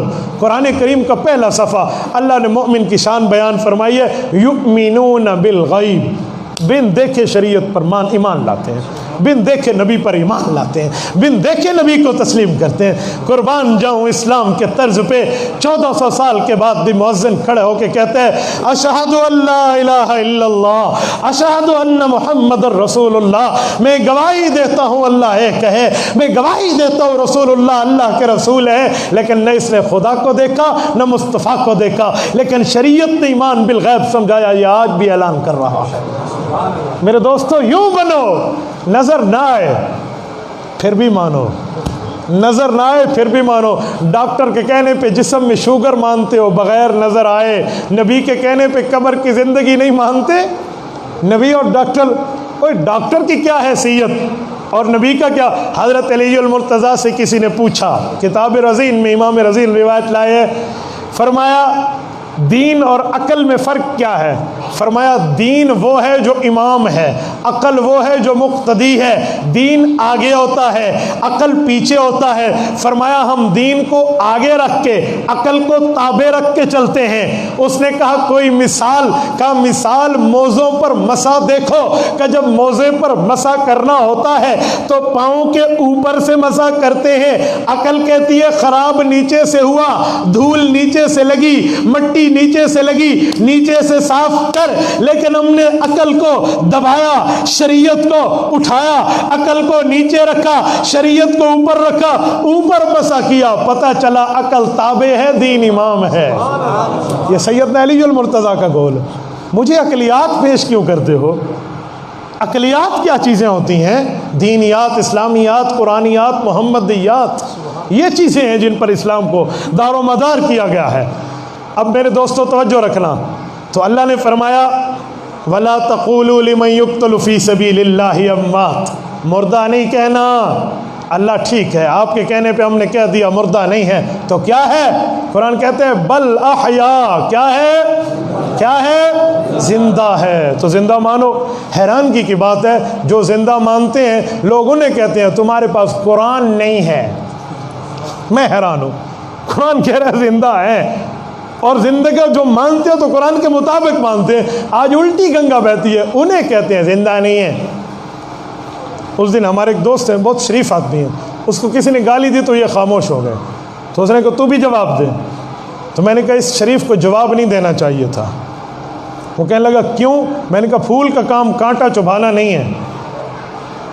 ایک بندے کا شعر مجھے یاد آیا، اس نے کہا کہ ایک پھول ہوتا ہے اور ایک کانٹا ہوتا ہے۔ پھول اور کانٹے کا جو آپس میں رشتہ ہے نا، ہوتے تو اکٹھے ہیں، لیکن پھول کا کام ہے کہ مسل کے بھی خوشبو دینا اور کانٹے کا کام ہے چبھ جانا۔ تو پھول بنو کانٹے نہ بنو۔ گلوں نے خاروں کے چھیڑنے پر سوائے خاموشی کے دم نہ مارا۔ گلوں نے کانٹوں کے چھیڑنے پر سوائے خاموشی کے دم نہ مارا، کہ پھول الجھیں اگر کسی سے تو پھر شرافت کہاں رہے گی؟ شرافت کی بھی تو کوئی زبان ہے۔ میں پنجاب میں ایک جلسے پہ گیا، یہ ٹبا پتہ نہیں کون سا شاہ ہے، ایسے نام ہے، حسن شاہ کے ساتھ ہے۔ ٹبا تو کہنا ہے مجھ سے وہ تھا جی تھا داڑھی چکی ہے نا بزرگ دی، پتہ نہیں اچھا بھلا جگہ کا نام ہے، حسن شاہ دریا خان کی بات ہے۔ میں وہاں گیا تو میں حیران ہو گیا۔ حیات النبی کا ایک قاری صاحب نے جلسہ رکھا تھا، اور اس نے شاپر میں کوئی بال ڈالے ہوئے ہیں اور شاپر یوں اٹھایا ہوا ہے۔ مجھے علماء نے کہا مولانا آپ تھوڑا ہمیں ٹائم دیں، ہم بیٹھتے ہیں پھر آپ بیان کرنا۔ میں بیٹھ گیا، انہوں نے کہا بال دیکھے؟ میں نے کہا جی ہاں۔ کہتے ہیں اس کی داڑھی مبارک کے بال ہیں۔ میں نے کہا اتنے بال کسی نے کاٹے؟ کہتے ہیں نہیں، ایک بندہ یہاں آیا 2-4 بدماش لے کر اپنے ساتھ، اور اس مولوی صاحب کو کہتے ہیں حیات النبی مانتے ہو تم؟ یہ کیا حیات لگا رکھی ہے؟ تو قرآن میں تو کہیں نہیں ہے۔ تو لڑائی کی ہے اس نے اس کے داڑھی کے بال نوچ لیے ہیں، یہ ادھر سے داڑھی اکھڑ گئی ہے۔ میں حیران ہو گیا، خدا کی قسم کہ کیسا ظلم ہے یار، کیسا ظلم کیا جائے۔ ہم 100 جواب دے سکتے تھے۔ اس جلسے میں وہ داڑھی مبارک کے بال لے کر آیا، اور میں نے اسٹیج پہ کہا، میں نے کہا یہ ایمان کی نشانی ہوتی ہے، پیغمبر اسلام کی سنت پہ ہاتھ اٹھانا یہ دین کی نشانی ہے۔ اس جلسے میں جتنے منکرین بیٹھے تھے نا، سب نے توبہ کا اعلان کیا۔ اچھا جواب نہیں ہے؟ تو میرے دوستو، دلائل سے، شریعت سے، احسان سے، عقل سے، سنجیدگی سے بات کرنا سیکھے بندہ۔ کیا بندہ دوسرے کی ذات پر گالی؟ مجھے ایک بندہ کہنے لگا مولانا ہم فلاں کی باتیں سنتے ہیں، وہ تو بڑی گالیاں دیتے ہیں، ہمیں بہت غصہ آتا ہے، آپ دلائل سے بات کرتے ہیں۔ میں نے کہا بیٹا جس برتن میں جو ہوتا ہے وہی نکلتا ہے۔ ہم نے سیکھے دلائل ہے تو ہم دلائل ہی سمجھائیں گے نا۔ کہیں کبھی سے سیکھیے تو اپنی گال سے سی، ہم دلیل کی دنیا میں بات کر رہے ہیں، توجہ رکھنا۔ مسئلہ سمجھیں، وَلَٰكِن لَّا تَشْعُرُونَ، تمہیں سمجھ آتی ہے آنکھ سے، آنکھ تو بتاتی نہیں ہے، کان سے، کان بتاتا نہیں ہے، ناک زبان ہاتھ سے، ہاتھ ناک زبان کا تو علم ہے ہی نہیں۔ تو چھٹی چیز ہے جس کو بغیر سمجھے مانے اسے اللہ کا قرآن کہتے ہیں بل احیا، وہ زندہ ہے۔ جب یہ آیت اتری، اس آیت نے جسم کی زندگی کی بات کی ہے۔ کیوں؟ لمن یقتل ہے کہ جو شہید ہو، شہید جسم ہوتا ہے، روح نہیں ہوتی۔ تلوار جسم پہ لگتی ہے، روح پہ نہیں لگتی۔ کلاشنکوف کی گولی جسم پہ لگتی ہے، روح پہ نہیں لگتی۔ وار جسم پہ ہوتا ہے، روح پہ نہیں ہوتا۔ تو جب قرآن کہہ رہا ہے لمن یقتل، جو شہید ہو وہی زندہ ہے. تو جسمانی زندگی کا ذکر اللہ کے قرآن نے کیا ہے.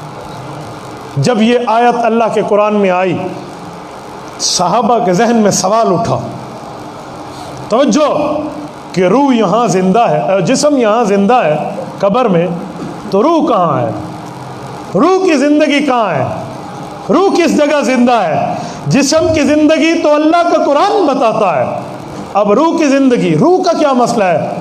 تو رسول اقدس صلی اللہ علیہ وسلم نے اس کی تشریح کی. توجہ، فرمایا بیٹا تسلی رکھو، ارواحہم فی اجواف طیر خضر لہا کنادیل معلقۃ بالعرش الرحمن تسرح من الجنت حیث تشاء او قال حیث شاءت. فرمایا بیٹا ایک بات ذہن میں رکھنا، شہید کی روح سبز پرندے کے پوٹوں میں ہے، وہ جنت کے چھوٹے چھوٹے طیارے ہیں، بوئنگ ہیں، وہاں اڑتے ہیں، پھرتے ہیں، اللہ کے عرش کے نیچے سیر کرتے ہیں. وہ روح اور یہ جسم، ان کا آپس پہ تعلق ہے جس کی وجہ سے شہید زندہ ہے. شہید کی روح کو رسول اللہ کے فرمان نے زندہ کہا، شہید کے جسم کو اللہ کے قرآن نے زندہ کہا. ہم نے دونوں کو زندہ مانا، شہید کی روح زندہ حضور کے فرمان سے، جسم زندہ اللہ کے قرآن سے. دونوں باتیں، بات اس پر فائنل ہو جاتی ہے. ایک بات میں مزید کروں، ایک بندہ مجھے پوچھنے لگا کہ مولانا ایک بات پوچھوں. میں نے کہا جی پوچھے. کہتے روح اوپر زندہ. میں نے کہا جی. جسم یہاں. میں نے کہا جی. کہتے روح باہر ہے، جسم سے تعلق کیسے ہے؟ جسم کے ساتھ کیسے تعلق ہے؟ روح تو باہر ہے. میں نے کہا میرے بھائی عقل سے بھی سمجھاؤں گا، شریعت سے بھی سمجھاؤں گا، مثال سے بھی سمجھاؤں گا. ٹھیک ہے. میں نے کہا ایک سوال پوچھوں؟ کہتے جی ہاں. میں نے کہا اس میں تو کسی قسم کی کوئی تار نہیں لگی ہوئی، وائر لیس ہے، بغیر تار کے، تو اس سے کال کیسی جاتی ہے؟ کہتے ہیں اندرونی کنیکشن ہے. میں نے کہا اچھا، یعنی نظر نہیں آتا پھر بھی ہے. ٹھیک ہو گیا. ایک سوال اور پوچھوں؟ جی پوچھے. میں نے کہا میں نے گھڑی کا وزن کیا ہے، سیل اس میں تھا، چل رہی تھی گھڑی، تو گھڑی کا ایک وزن ہو گیا، ایک اشارہ کا ایک پاؤ ہے، کچھ بن گیا، وہ سیل ختم ہو گیا، پھر بھی اس کا وزن وہی رہا. تو سیل میں طاقت ہو یا نہ ہو، وزن ایک جیسا ہے. وجہ سم کا وزن اتنا ہے، اس میں 1000 بیلنس ڈالو پھر بھی اتنا وزن، زیرو بیلنس ہو کچھ بھی نہ ہو پھر بھی اتنا وزن. وجہ کہتے اس کی اپنی ترتیبیں ہیں، بعض اوقات نظر نہیں آتا چیز ہوتی ہے. میں نے کہا ٹھیک ہو گیا. اب شریعت سے سمجھیں. جی ہاں. میں نے کہا سوتا آدمی زندہ ہے جو سو جائے؟ ہاں جی زندہ ہوتا ہے. میں نے کہا اس میں روح تو نہیں ہوتی؟ ہوتی ہے. میں نے کہا اللہ کے قرآن میں لکھا ہوا ہے روح نہیں ہوتی. سورۃ زمر آیت نمبر 42، یتوفی الانفس حین موتہا واللتی لم تمت فی منامہا. روح تو اس کی نکلی ہوئی ہے، سونے والے کی روح نکل جاتی ہے، قرآن کہتا ہے. تو سونے والا زندہ کیسے ہے؟ مجھے کہتے ہیں روح باہر ہے، لیکن روح کا جسم سے ایک خفیف تعلق ہوتا ہے جس کی بنیاد پہ سونے والا زندہ ہے. تو میں نے کہا روح باہر رہ کے سونے سالے سے تعلق رکھے، سونے والا زندہ کیوں؟ تیرے عقل نے کہا سانس لے رہا ہے تو زندہ، کروٹیں بدل رہا ہے تو زندہ، ہل رہا ہے تو زندہ، دل دھڑک رہا ہے تو زندہ. تو تیرے آنکھوں نے کہا تو نے مان لیا. حضور نے فرمایا روح وہاں اور جسم یہاں، یہ زندہ ہے، ادھر کیوں نہیں مانتا؟ تو جیسے سونے والے کی روح باہر رہ کر تعلق رکھے سونے والا زندہ، تو شہید کی روح بھی باہر رہ کر تعلق رکھے شہید بھی زندہ. مجھے کہنے لگا ایک سوال ہے. میں نے کہا بڑے شوق سے. کہتے ہیں سونے والے کا تعلق تو نظر آتا ہے، کروٹیں بدل رہا ہے، آنکھیں بدل رہا ہے، سانس چل رہا ہے، نبضیں چل رہی ہیں، کھانا ہضم ہو رہا ہے، دائیں اور بائیں ہو رہا ہے، بعض بندے نیند میں بولتے ہیں، کچھ اٹھ کے چل پڑتے ہیں، ان کا تعلق تو نظر آتا ہے، شہید کا تعلق تو نظر نہیں آتا. کیوں؟ میں نے کہا بیٹا سورۃ مؤمنون آیت نمبر 100 رب کائنات نے اس کا جواب دیا ہے. فرمایا وَمِن وَرَائِهِمْ بَرْزَخٌ إِلَى يَوْمِ يُبْعَثُونَ. جو بندہ دنیا سے چلا جاتا ہے قیامت تک کے لیے دنیا والوں کے درمیان ایک پردہ ہوتا ہے، اور پردے کی چیزیں نظر نہیں آتی. میں یوں کر کے ہاتھ باندھ رکھوں یا کھولا رکھوں تمہیں نظر نہیں آئے گا. کہ ہاتھ کا کیا ہے، بند ہے کھلا ہے، میرے ناخن بڑے ہوئے ہیں کم ہیں، کیا ہے کیا نہیں ہے، پردے والی چیزیں نظر نہیں آتی۔ اللہ فرماتے ہیں جو فوت ہو گیا وہ پردے میں آ گیا تو تمہیں نظر کیسے آیا؟ ہاں خواب وچ دیکھتے دیکھ ایویں کیویں نظر آ سیا؟ تو سادے بندے یہ اللہ کے قرآن نے ہمیں سمجھا دیا ہے، اس لیے اس کی بات نظر نہیں آئے گی، اس کی بات نظر آئے گی۔ مجھے کہنے لگا نظر نہ آئے اور پھر مانے، میں نے کہا جی آجی میں اتنا فرشتے بیٹھے جس دے کون ان تے مننے سے۔ ایک بندہ مجھے کہنے لگا یہ تو سمجھ آتا ہے، میں نے کہا کندھے پہ بیٹھے فرشتے سمجھ آتے ہیں؟ آتے ہیں۔ میں نے کہا اچھا مجھے سمجھا، کندھے پہ بیٹھے؟ کہتے جی ہاں۔ میں نے کہا اب تو اوپر قمیض آ گئی ہے، چھپ گئے ہوں گے؟ نہیں چولے تے بیٹھے، میں کہوں نے تاکہ بھی مونڈے تے بیٹھے، یہ مونڈے تے نہیں یا چولے تے؟ میں واسکٹ پہن لوں، واسکٹ پہ ہیں یا کندھے پہ ہیں؟ اچھا میں غسل کرنے کے لیے شاور چلاتا ہوں، ہاں بھی تو ٹوٹی کھولو تلو دھاؤ، یہ فرشتے شودے سننے تو تھیں دے حسن۔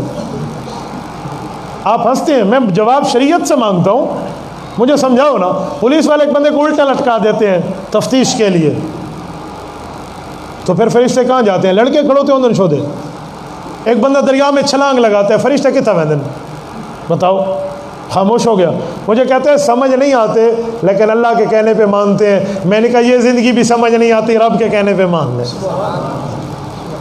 عقلیات کے امام ہے نا میں نے سامنے، ایک عقل دے گھوڑے ہوندن، کئی عقل دے کھرکے ہوندن، نہ عقل دے گھوڑے بھجاؤ تو نہ عقل دے کھوتے بھجاؤ۔ لوگ عقل کے گھوڑے بھگاتے ہیں، کوئی کمل آوے تو عقل دے کھرکے ہوندن نہیں بھجدا اللہ بھگے، گھوڑا تو پرتے رہیا۔ تو میرے دوستو اللہ کا قرآن زندہ کہہ رہا ہے شہید کے جسم کو سمجھ نہ آئے پھر بھی مانو۔ توجہ رکھنا، 4 آیتیں، میں 5ویں آیت پیش کر رہا ہوں۔ رسول اقدس صلی اللہ علیہ وآلہ وسلم سے مسلمانوں کا تعلق وفات کے بعد کیسا ہے؟ وفات کے بعد تعلق کیسا ہے؟ سورت نمبر 4 سورت نساء آیت نمبر 64 رب کائنات ارشاد فرماتے ہیں وما ارسلنا من رسول الا ليطاع باذن الله ولو انهم اذ ظلموا انفسهم جاءوك فاستغفروا الله واستغفر لهم الرسول لوجدوا الله توابا رحيما۔ اے میرے لوگو، ہم انبیاء کو بھیجتے ہیں اس لیے کہ اس کی اطاعت کی جائے۔ اگر کوئی گناہ گار آدمی اپنی جانوں پہ ظلم کرنے کے بعد پیغمبر کے پاس آئے، خود بھی معافی مانگے اللہ سے، پیغمبر بھی اس کے لیے معافی مانگے اللہ سے، تو اللہ کو یہ معاف کرنے والا اور توبہ قبول کرنے والا پائے گا۔ اس آیت میں اللہ نے 4 باتیں کی ہیں، 2 کام ہم نے کرنے ہیں، تیسرا کام نبی نے کرنا ہے، چوتھا کام اللہ نے کرنا ہے۔ توجہ رکھنا، میں خلاصہ دے رہا ہوں۔ اللہ نے 4 کام بتائے ہیں، 1 کام امتی نے کرنا ہے اور 2 کام امتیوں نے کرنے ہیں، تیسرا کام رسول اللہ نے فرمانا ہے، چوتھا کام اللہ نے کرنا ہے۔ وَلَوْ أَنَّهُمْ إِذْ ظَلَمُوا أَنفُسَهُمْ جَاءُوكَ فَاسْتَغْفَرُوا اللَّهَ، 2 کام یہ امت نے کرنے ہیں۔ گناہ گار آدمی نے خود بھی معافی مانگنی ہے، اللہ میرے گناہ بخش دے۔ 1 کام جاؤکا، پیغمبر کے دربار میں آئے، دوسرا کام خود بھی معافی مانگے، پیغمبر کے دربار میں حاضری دے۔ یہ 2 کام امت نے کرنے ہیں۔ واستغفر لهم الرسول، تیسرا کام حضور فرمائیں گے، اس بندے کے لیے اللہ سے معافی مانگیں گے۔ جب یہ 3 کام ہو گئے، چوتھا کام اللہ نے کرنا ہے، لوجد اللہ توابا رحیما، اسے معاف فرما دیں گے۔ چوتھا کام اللہ کا ہے۔ یہ آیت اتری، صحابہ کرام میں سے کسی سے کوئی مسٹیک ہو جاتی، حضور کے دربار میں آتے، یا رسول اللہ ہم اللہ سے معافی مانگتے ہیں۔ حضور بھی ہاتھ اٹھاتے، میرے مولا انسان غلطی کر بیٹھتا ہے، اللہ انہیں معاف فرما دے۔ اوپر سے مجھ اور خوشخبری سنائی جاتی، ان کو معافی مل گئی ہے۔ یہ طریقہ یوں چلتا رہا چلتا رہا چلتا رہا چلتا رہا۔ آؤ میں امام المفسرین، زبدۃ الموحدین، امام اہل سنت والجماعت، شیخ الحدیث والتفسیر، استاد ذی المکرم حضرت مولانا سرفراز خان صفدر رحمہ اللہ کے شیخ مولانا حسین علی الوانی رحمۃ اللہ علیہ سے بیان کرنے لگا ہوں۔ تحریرات حدیث، حضرت کی زندگی کی آخری کتاب، املائی کتاب، بتلائی لکھوائی ہوئی کتاب۔ تحریرات حدیث اٹھائیے آپ کی مرضی، تفسیر قرطبی اٹھائیے آپ کی مرضی، تفسیر تفسیر ابن کثیر اٹھائیے آپ کی مرضی، تفسیر بحر المحیط اٹھائیے آپ کی مرضی، الثعلبی الکشف والبیان اٹھائیے آپ کی مرضی، معارف القرآن اٹھائیے آپ کی مرضی۔ ان تمام قرآن کی تفسیروں نے اس بات کو لکھا ہے رسول اللہ صلی اللہ علیہ وسلم دنیا سے چلے گئے، پردہ فرما گئے، ایک دیہاتی تھا، وہ آدمی دل میں کہتا گناہگار ہوں لیکن اللہ معاف کرے گا، حضور کے پاس بھی جاؤں گا، خود بھی معافی مانگوں گا، پیغمبر الاسلام مجھے معاف فرما دیں گے۔ تو وہ آدمی اپنے گھر سے چلا۔ پرواہ کے دوستوں، جب وہ اپنے دیہات سے، اپنے گاؤں سے، اپنے علاقے سے، اپنی بستی سے دور سے چل رہا تھا، حضور پاک دنیا میں تھے، اس کا ذہن تھا اپنے گناہوں کی معافی مانگ چکا، پیغمبر سرکار کی دربار میں جاؤں گا، خود بھی معافی مانگ کے کہوں گا آپ اللہ سے معافی مانگ کے مجھے معافی دلا دیں، معافی ہو جائے گی۔ وہ گھر سے چلا، اسے نہیں پتا رسول اللہ کی وفات ہوئی، حضور پاک علیہ السلام قبر مبارک میں تشریف لے گئے۔ وہ ہفتوں کا سفر کر کے جب پہنچا، حضور پاک علیہ السلام اپنی قبر مبارک میں تھے۔ حضرت علی المرتضیٰ فرماتے ہیں جاء رابی من البدوی اتا قبر النبی صلی اللہ علیہ وسلم، وہ دیہاتی آیا، حضور پاک کی قبر پہ بیٹھا، وَحَصَى رَأْسَهُ مِن تُرَابِهِ، حضور پاک کی قبر پہ مٹی میں ہاتھ رکھ کے کہتا ہے یا رسول اللہ جو پڑھا وہ بھلا بیٹھا، مجھے نہیں پتا میں ادھر آؤں گا، آپ قبر میں ہوں گے، مجھے نہیں پتا، مجھے ایک آیت آپ تک لائی ہے جئتک مستغفرا لذنوبی، میں آیا اپنے گناہوں کی معافی مانگی، وقت انزل اللہ تعالی فی کتابک المنزل، اللہ نے آپ پہ اترنے والی کتاب قرآن کریم میں یہ ہمیں خوشخبری سنائی ہے وَلَوْ أَنَّهُمْ إِذْ ظَلَمُوا أَنفُسَهُمْ جَاءُوكَ فَاسْتَغْفَرُوا اللَّهَ، گناہگار آدمی خود معافی مانگے، آپ کے پاس آئے، فَاسْتَغْفَرَ لَهُمُ الرَّسُولُ، آپ بھی معافی مانگے، لَوَجَدُوا اللَّهَ تَوَّابًا رَحِيمًا، اللہ اس کی توبہ بھی قبول کریں گے، آئندہ زندگی پر رحمت بھی کریں گے۔ جئتک مستغفرا لذنوبی ومستشفیا بک الی ربی، میں گناہوں کی معافی مانگ چکا، آپ کے پاس آیا، آپ اللہ سے معافی مانگ کے میرے گناہوں کو صاف فرما دیں۔ حضرت علی فرماتے ہیں دیہاتی کہنے لگا، وہ اٹھا چلنے لگا، فنودیہ من القبر انہ قد غفر لک، اسے قبر مبارک سے یہ خوشخبری آئی، اے بندے خوش ہو جا، اللہ نے تیرے گناہ معاف فرما دیے۔ نعرہ تکبیر، عقیدہ حیات النبی، عقیدہ حیات النبی، نعرہ تکبیر۔ میرے دوستو، حضرت علی دیکھنے والے ہیں، وہ قبر پہ آنے والا ہے، صحابہ دیکھنے والے ہیں، وہ سفارش کرنے والا ہے، صحابہ دیکھنے والے ہیں، وہ ادھر آیتیں سنا رہا ہے۔ اگر نبی کی قبر پہ سلام کرنا، نبی کی قبر پہ دعائے مغفرت کی درخواست کرانا، حضور کی قبر پہ حضور پاک سے سلام و کلام کرنا یہ غلط ہوتا، صحابہ برداشت کرتے؟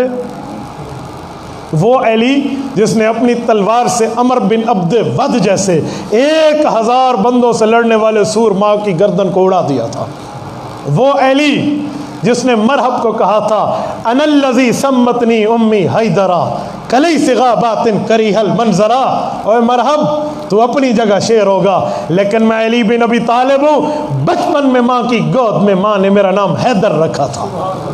وہ علی یہ رک جاتا، اگر یہ شرک ہوتا صحابہ برداشت کرتے، اگر عقیدہ حیات النبی غلط ہوتا صحابہ آگے بیان فرماتے، یہ ہو سکتا تھا، لیکن اللہ کے رسول صلی اللہ علیہ وسلم کے صحابہ دیکھ رہے ہیں، سب صحابہ کو سمجھ آ رہا ہے، نظر آ رہا ہے، اس حدیث کو بیان کر کے اسے خوشخبری بتا رہے ہیں۔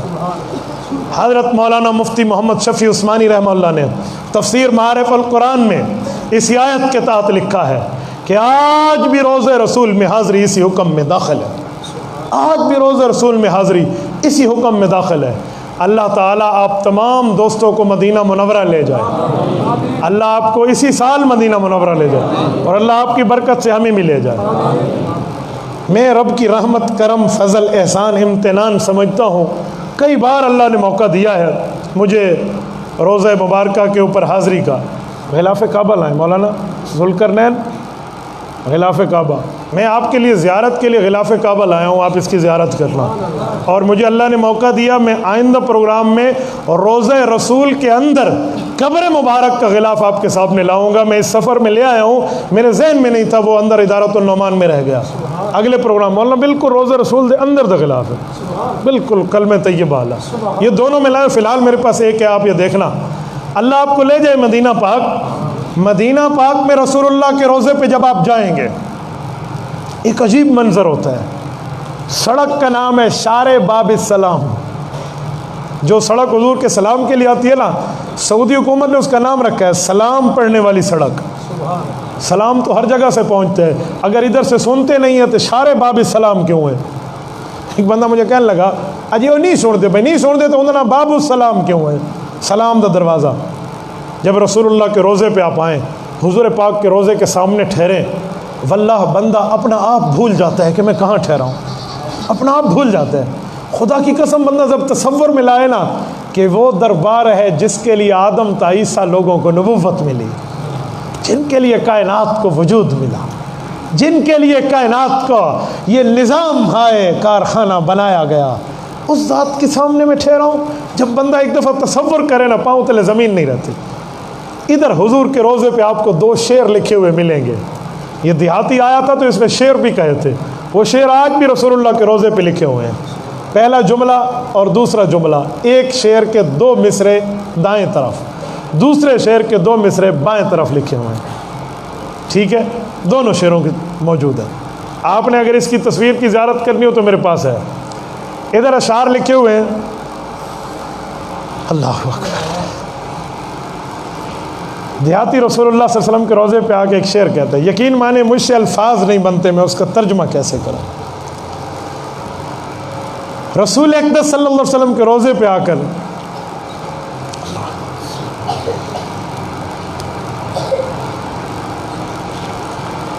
اس نے اشعار میں اپنی محبت کا اظہار کیا ہے، اشعار میں رسول اللہ کو خراج عقیدت پیش کیا ہے، اور ایسا جملہ بولا ہے جو رسول اللہ کی سخاوت بعد الموت پہ دلالت کرتا ہے۔ رسول اللہ صلی اللہ علیہ وسلم کے روضے پہ لکھا ہے، نفس الفداء لقبر انت ساکنہ فیہ العفاف وفیہ الجود والکرم۔ میرے پاک پیغمبر، جب آپ اس دنیا سے گئے، آپ کے جانے سے قبر کا یہ ٹکڑا، یہ علاقے بھی خوشبودار ہو گئے، اور میری جان قربان اس قبر پہ جس میں آپ آرام فرما ہیں، جس میں آپ آرام فرما ہیں، آپ کے ساتھ آپ کی سخاوت آج بھی قائم ہے۔ میرے دوستو، رسول اللہ صلی اللہ علیہ وسلم کی اس قبر پہ وہ بندے نے جملے کہے، اور جملے کہہ کر وہ اس جگہ سے آگے گیا ہے۔ وہ اشعار آج بھی حضور کے روضے پہ لکھے ہوئے ہیں۔ موطا امام مالک میں یہ حدیث پاک باب جامع الصلاۃ کے تحت امام مالک لائے ہیں، فرمایا اللہم لا تجعل قبری وطن یعبد، اللہ میری قبر کو شرک کی آماجگاہ نہ بنانا۔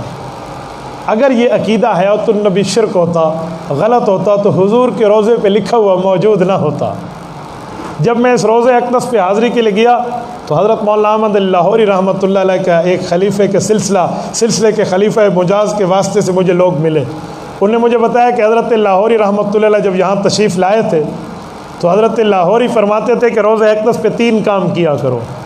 دارالعلوم دیوبند کا شیخ التفسیر امام الہدا حضرت مولانا احمد لاہوری فرماتے 3 کام کیا کرو۔ نمبر 1، رسول اقدس کے روضے پہ آ کر صلاۃ و سلام پیش کیا کرو، جن دوستوں نے سلام دیے ہیں وہ پیش کیا کرو۔ نمبر 2، رسول اقدس صلی اللہ علیہ وسلم کی دربار میں کہا کرو کہ یا رسول اللہ ہم گناہ گار ہیں، اللہ سے معافی مانگ چکے ہیں، اب آپ ہمارے لیے کرم فرمائیں، نظر رحمت فرمائیں اور اللہ سے معافی کی درخواست کر دیں، اللہ سے معافی کی درخواست کر دیں۔ توجہ میری طرف، معافی کی درخواست کر دیں تو آپ کے لیے بھی آیت کی خوشخبری شامل ہو جائے گی۔ نمبر 3، حضور کی موجودگی میں ایک بار کلمہ طیبہ پڑھ لیا کرو۔ حضور کے سامنے کلمہ پڑھ لو گے، اس کا فائدہ کیا ہوگا؟ ابو طالب کو اللہ کے رسول نے فرمایا تھا میرے کان میں کلمہ پڑھ لے، میں اکیلا قیامت میں تیری گناہوں کی بخشش کے لیے گواہ کافی ہوں۔ تو آج آپ حضور کے روزے پہ ٹھہرے ہو، آپ ایک بار کلمہ پڑھ لو، حضور آپ کے ایمان کے گواہ ہو جائیں گے۔ اور ساتھ کم از کم گواہی کے لیے 2 بندوں کی شرط موجود ہے، حضرت ابوبکر اور حضرت عمر کا ان کو گواہ کر لو، آپ کے ایمان کی گواہی اسی دربار سے آئے گی۔ تو میرے دوستو، یہ رسول اللہ کے ساتھ تعلق بعد الموت بھی بتاتی ہے یہ آیت۔ باقی آیات پہ تو مفسرین نے لکھا نہیں ہے، جو لکھے ہے اس کی بات ہم کر رہے ہیں۔ ایک بندے نے مجھے کہا ایک آیت میں حضور سے فیصلہ کراؤ، فیصلہ تو صرف حضور پاک کی دنیاوی زندگی میں تھا، تو اب تو نہیں ہو سکتا۔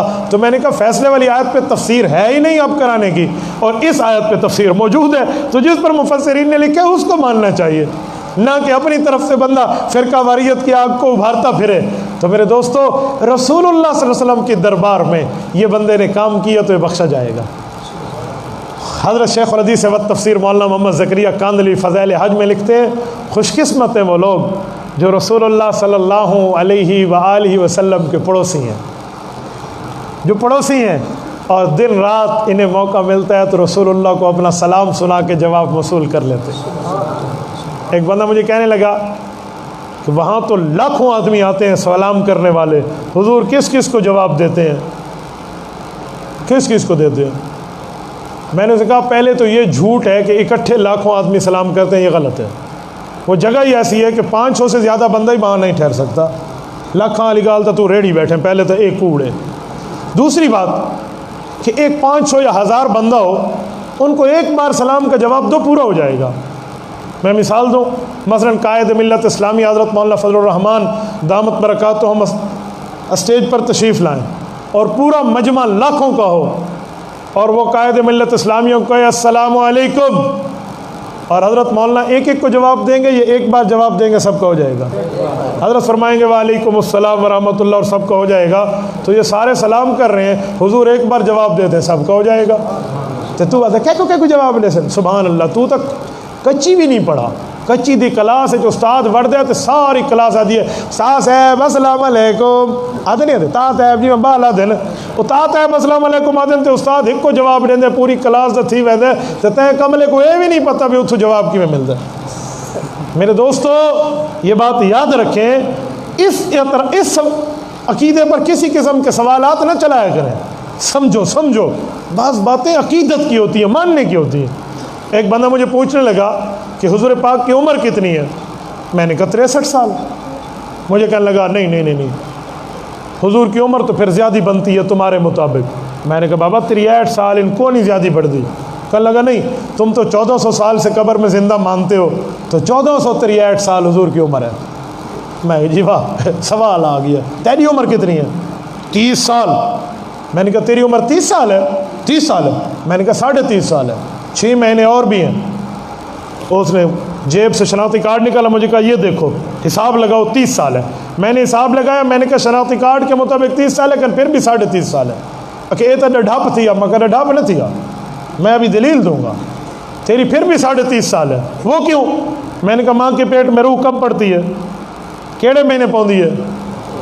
اتنی تو صحیح اور پکائی بیٹھے ہوئے اور ساتھ دینا بڑھو نا۔ کتنے مہینے؟ چوتھے مہینے، چوتھا، پانچواں، چھٹا، ساتواں، آٹھواں، نواں، کتنے مہینے ہو گئے؟ 6 مہینے ماں کے پیٹ میں بندہ زندہ رہتا ہے، تو تیری عمر تو 3.5 سال ہے۔ 6 مہینے ماں تو 1.5 ڈالے تو 3 سال ہونا لے۔ 6 مہینے ماں تو 1.5 ڈال لگے سے مکھا کیوں؟ مجھے کہنے لگا مولانا ماں کے پیٹ والے 6 مہینے دنیا کی زندگی میں شامل نہیں ہوتے۔ میں نے کہا 1400 سال کی زندگی قبر والی بھی دنیا کی زندگی میں شامل نہیں ہوتی، وہ بھی 63 سال ہے۔ اتنا سمجھ آنا اتنا نہیں آتا۔ مجھے ایک بندہ کہنے لگا قرآن پڑھ کے جواب رہو، مگر تو بھی قرآن پڑھ کے سوال کر، تو ہی تو قرآن پڑھ کے سوال کر، میں قرآن پڑھ کے جواب دے سا، تو سوال عقل جو کاٹتے، میں جواب نہ دے سکتا، میں بے عقل ہاں۔ میں ایک جگہ بیٹھا تھا، مجھے ایک دوست کا فون آیا، السلام علیکم۔ وعلیکم السلام۔ مجھے کہنے لگا مولانا یہ درود شریف عبادت ہے؟ میں نے کہا ظاہری بات ہے، اللہ نے حکم کیا تو عبادت ہے۔ کہتے ہیں پھر عبادت تو ایاک نعبد، اللہ کی کرنی چاہیے، آپ حضور کی کرتے ہیں۔ میں کہا اچھا اب جواب دینا ہے۔ میں نے کہا بیٹا مجھے یہ بتا سلام کرنا عبادت ہے؟ کہتے جی ہاں۔ تو میں کہا میں کو سلام کیوں کی تھی؟ اللہ کو آقا کرا السلام علیکم، سلام اللہ کے، پھر عبادت ادھر کرو۔ فون بند ہو گیا۔ کچھ ٹائم بعد اس نے علمی ایزی لوڈ لیا کسی سے، کوئی پیسے کو لیتے کوئی علمی ایزی لوڈ لیتے، یار پکوا کی میں جواب دے وہاں تو پھر اس نے پھر سوال کیا. مجھے کہتے مولانا یہ جواب کس کتاب میں لکھا ہوا ہے؟ میں کہ پتر میں کچے گولیاں نہیں کھا دے, یہ سوال کیڑی کتاب میں لکھا پہ؟ سوال کس کتاب میں لکھا ہوا ہے؟ سوال تو میرے ذہن میں آیا. میں کہ جواب میرے ذہن میں آیا. میرے دوستو سوال کے جواب موجود ہیں, لیکن اعتراض کی نیت سے نہیں ہونے چاہیے, سمجھنے کی نیت سے ہونے چاہیے. عقیدہ حیات النبی حضور نے سمجھایا, اللہ نے بتایا, صحابہ نے منوایا, امام ابو حنیفہ نے لکھوایا. 1400 سال سے حنفی, مالکی, شافعی, حنبلی, آج تک اس میں کسی قسم کا کوئی اختلاف نہیں ہے, کسی قسم کا کوئی اختلاف نہیں ہے, اتفاقی عقیدہ ہے. اللہ آپ کو اور ہمیں صراط مستقیم عطا فرمائے, رسول اللہ صلی اللہ علیہ وآلہ وسلم کا ساتھ عطا فرمائے, اللہ کے رسول سے محبت اور عقیدت عطا فرمائے, اور حضور پاک علیہ السلام کی قیامت میں سفارش عطا فرمائے. میں اللہ رب العزت سے دعا کرتا ہوں اللہ آپ کو اور ہمیں رسول اللہ صلی اللہ علیہ وسلم کا قیامت میں قرب عطا فرمائے. وآخر دعوانا ان الحمد للہ رب العالمین.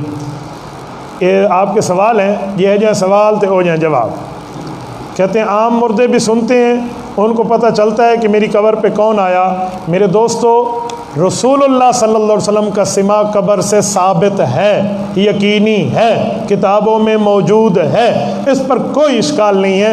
عام مردے کے بارے میں سما فی الجملہ کا عقیدہ رکھیں کہ جہاں جہاں ثابت ہے وہاں سنتے ہیں, جیسے سلام علی القبور ہے, یا فرشتوں کی باتیں ہیں, یا تمام معاملات ہیں, اور جہاں ثابت نہیں ہے وہ اللہ کے حوالے کر دیں. عام مردے کا مسئلہ اور رکھیں, رسول اللہ کے سما کا مسئلہ اور رکھیں. مولانا فضل الرحمان کے بارے میں کچھ لوگ کہتے ہیں, باتیں بتاتے ہیں, بھئی مولانا ہمارے قائد ہیں, ہماری آن شان جان ہے, اس پر کوئی دوسری رائے نہیں ہے. کوئی مانتا ہے مانے, کوئی نہیں مانتا, وہ جانے تو خدا جانے. ہم نے مولانا کو آج بھی مانے, ہم مولانا کو کل بھی مانتے ہیں. قیامت میں بھی مولانا کا ساتھ کی دعا مانگتے ہیں. اللہ ہمیں علماء کے ساتھ اٹھائے یا نہ اٹھائے؟ جو کہتے ہیں علماء کے ساتھ اللہ اٹھائے وہ آمین کہہ دو بس. تو جے کو اللہ انہاں دے نال اٹھو تو تو سوا انہاں دے نال اٹھو. ہم دنیا میں بھی ان کے ساتھ ہیں, ہم آخرت میں بھی ان کے ساتھ ہیں. آخرت میں مجرم سے علیحدہ ہونا ہے تو ہم دنیا میں مجرم سے علیحدہ ہو گئے. ہم برداشت نہیں کر سکتے. بابا ہم علماء کے ساتھ ہیں. کوئی جو بھی کہے نا, یاد رکھیں سیاست میں مولانا فضل الرحمان دامت برکاتہم کا ثانی کوئی نہیں ہے, کوئی نہیں. میں آپ کو مولانا مالک کاندلوی رحمۃ اللہ علیہ کی بات بتاؤں. ایک بندے نے انہیں کہا کہ امام ابو حنیفہ نے یوں فرمایا تو شاہ ولی اللہ رحمۃ اللہ علیہ تو یوں کہتے ہیں. اس نے کہا بے ہم امام ابو حنیفہ کے مقابلے میں امام شافعی کی نہ مانے تو دلی کے شاہ ولی اللہ کو لیے پھرے, انہوں نے لفظ انہوں نے بزرگاں دے وہ کہہ سکتے تھے. تو وہ کہتے ہیں میں امام ابو حنیفہ کے مقابلے امام شافعی کو نہیں مانتا. تو شاہ ولی اللہ رحمۃ اللہ علیہ کی بات کرتا ہے. میں مولانا فضل الرحمان کے مقابلے میں مولانا سمیع الحق رحمۃ اللہ علیہ کا احترام ضرور کرتا تھا کہ بہت بڑے عالم تھے, لیکن سیاست میں ہم نے اس جیسے بندے کو بھی نہیں مانا. مولانا کے مقابلے میں تو 4 للی پنجیوں کی بات کرتے جن کو ٹکے کا بھی نہیں پتا کہ سیاست ہوتی کیا ہے, جو روافظ کے وکیل بنے پھرتے ہیں, میں ان کی بات پر مولانا فضل الرحمان کو چھوڑ دوں, یہ نہیں ہو سکتا. کچھ لوگ کہتے ہیں مولانا ختم نبوت کے لیے وزارت کے لیے کر رہے ہیں, کہتے رہیں. کچھ لوگوں نے تو رسول اللہ کو بھی مجنون کہا تھا. تو کچھ لوگوں سے بات نہیں بنتا, سب کچھ لوگوں سے بات بنتی ہے. 11 اور 10 اکتوبر بروز جمعرات اور جمعہ, جی بالکل, ختم نبوت کانفرنس ہے چناب نگر میں, عالمی مجلس تحفظ ختم نبوت کے تحت ہے. وہاں ہم سب کو جانا چاہیے, سب کو شرکت کرنی چاہیے. بہتر ہے, ختم نبوت کا اس دور پہ مسئلہ بہت پیچیدہ کر دیا گیا ہے, لیکن یاد رکھیں قیامت تک اسلام بھی رہنا ہے, قیامت تک پاکستان بھی رہنا ہے, اور قیامت تک عقیدہ ختم نبوت بھی رہنا ہے. اور اس کو توڑنے والے خود ٹوٹ جائیں گے, یہ عقیدہ نہیں ٹوٹے گا. اس کو توڑنے والے خود ٹوٹ جائیں گے. وہ جتنی کوششیں کرنا چاہیں کر لیں, لیکن لا یمکنہ انشاءاللہ تعالی الی یوم البعث والجزاء والحشر والمیزان, یہ تم سے ممکن نہیں ہے. آپ نے مرزا مسرور کا کلپ سنا ہے, مرزا قادیانی کا جو اس وقت خلیفہ ہے. مرزا مسرور بائیمان کہتے ہیں کہ جب تک مولوی موجود ہے نا پاکستان میں, اس وقت تک ہمیں لوگ مسلمان نہیں کہیں گے. تو میں کہتا کہ آخنا کہیں نا مرزائیاں کو مسلمان. وہ آپ نے کلپ دیکھا ہو, ٹرمپ کے پاس وہ ایک مرزائی گیا ہے, وہ عبدالشکور قادیانی. وہ ٹرمپ کو جا کے کہتے ہیں, امریکی صدر کو, کہ پاکستان میں لوگ ہمیں کافر کہتے ہیں. وہ بسیتے کو نہیں پتا, کوئی ٹرمپ کو ایسا مسلمان ہے ہمیں تو کو شکایت لاؤن کی ہے. اندھی دیکھا جو سمجھا تک کرو بھائی او کو وہیں کے آدھے لوگ اس وقت کافر آدھے تو او کیڑا مسلمان تھے امام کعبہ بیٹھے. اب یہ سوال پہ میں حیران ہو گیا. کہتے ہیں مولانا وزارت کے لیے کر رہے ہیں تو یہ تسا 4 مہینے دھرنے دیتے ہیں, تسا امام کعبہ بڑھنے واسطے دیتے ہیں. تھا کو نظر آندے, باقی شے نظر نہیں آندی. گزارا علماء ہے, اللہ ہمیں ان کے ساتھ رکھے. وآخر دعوانا ان الحمد للہ رب العالمین.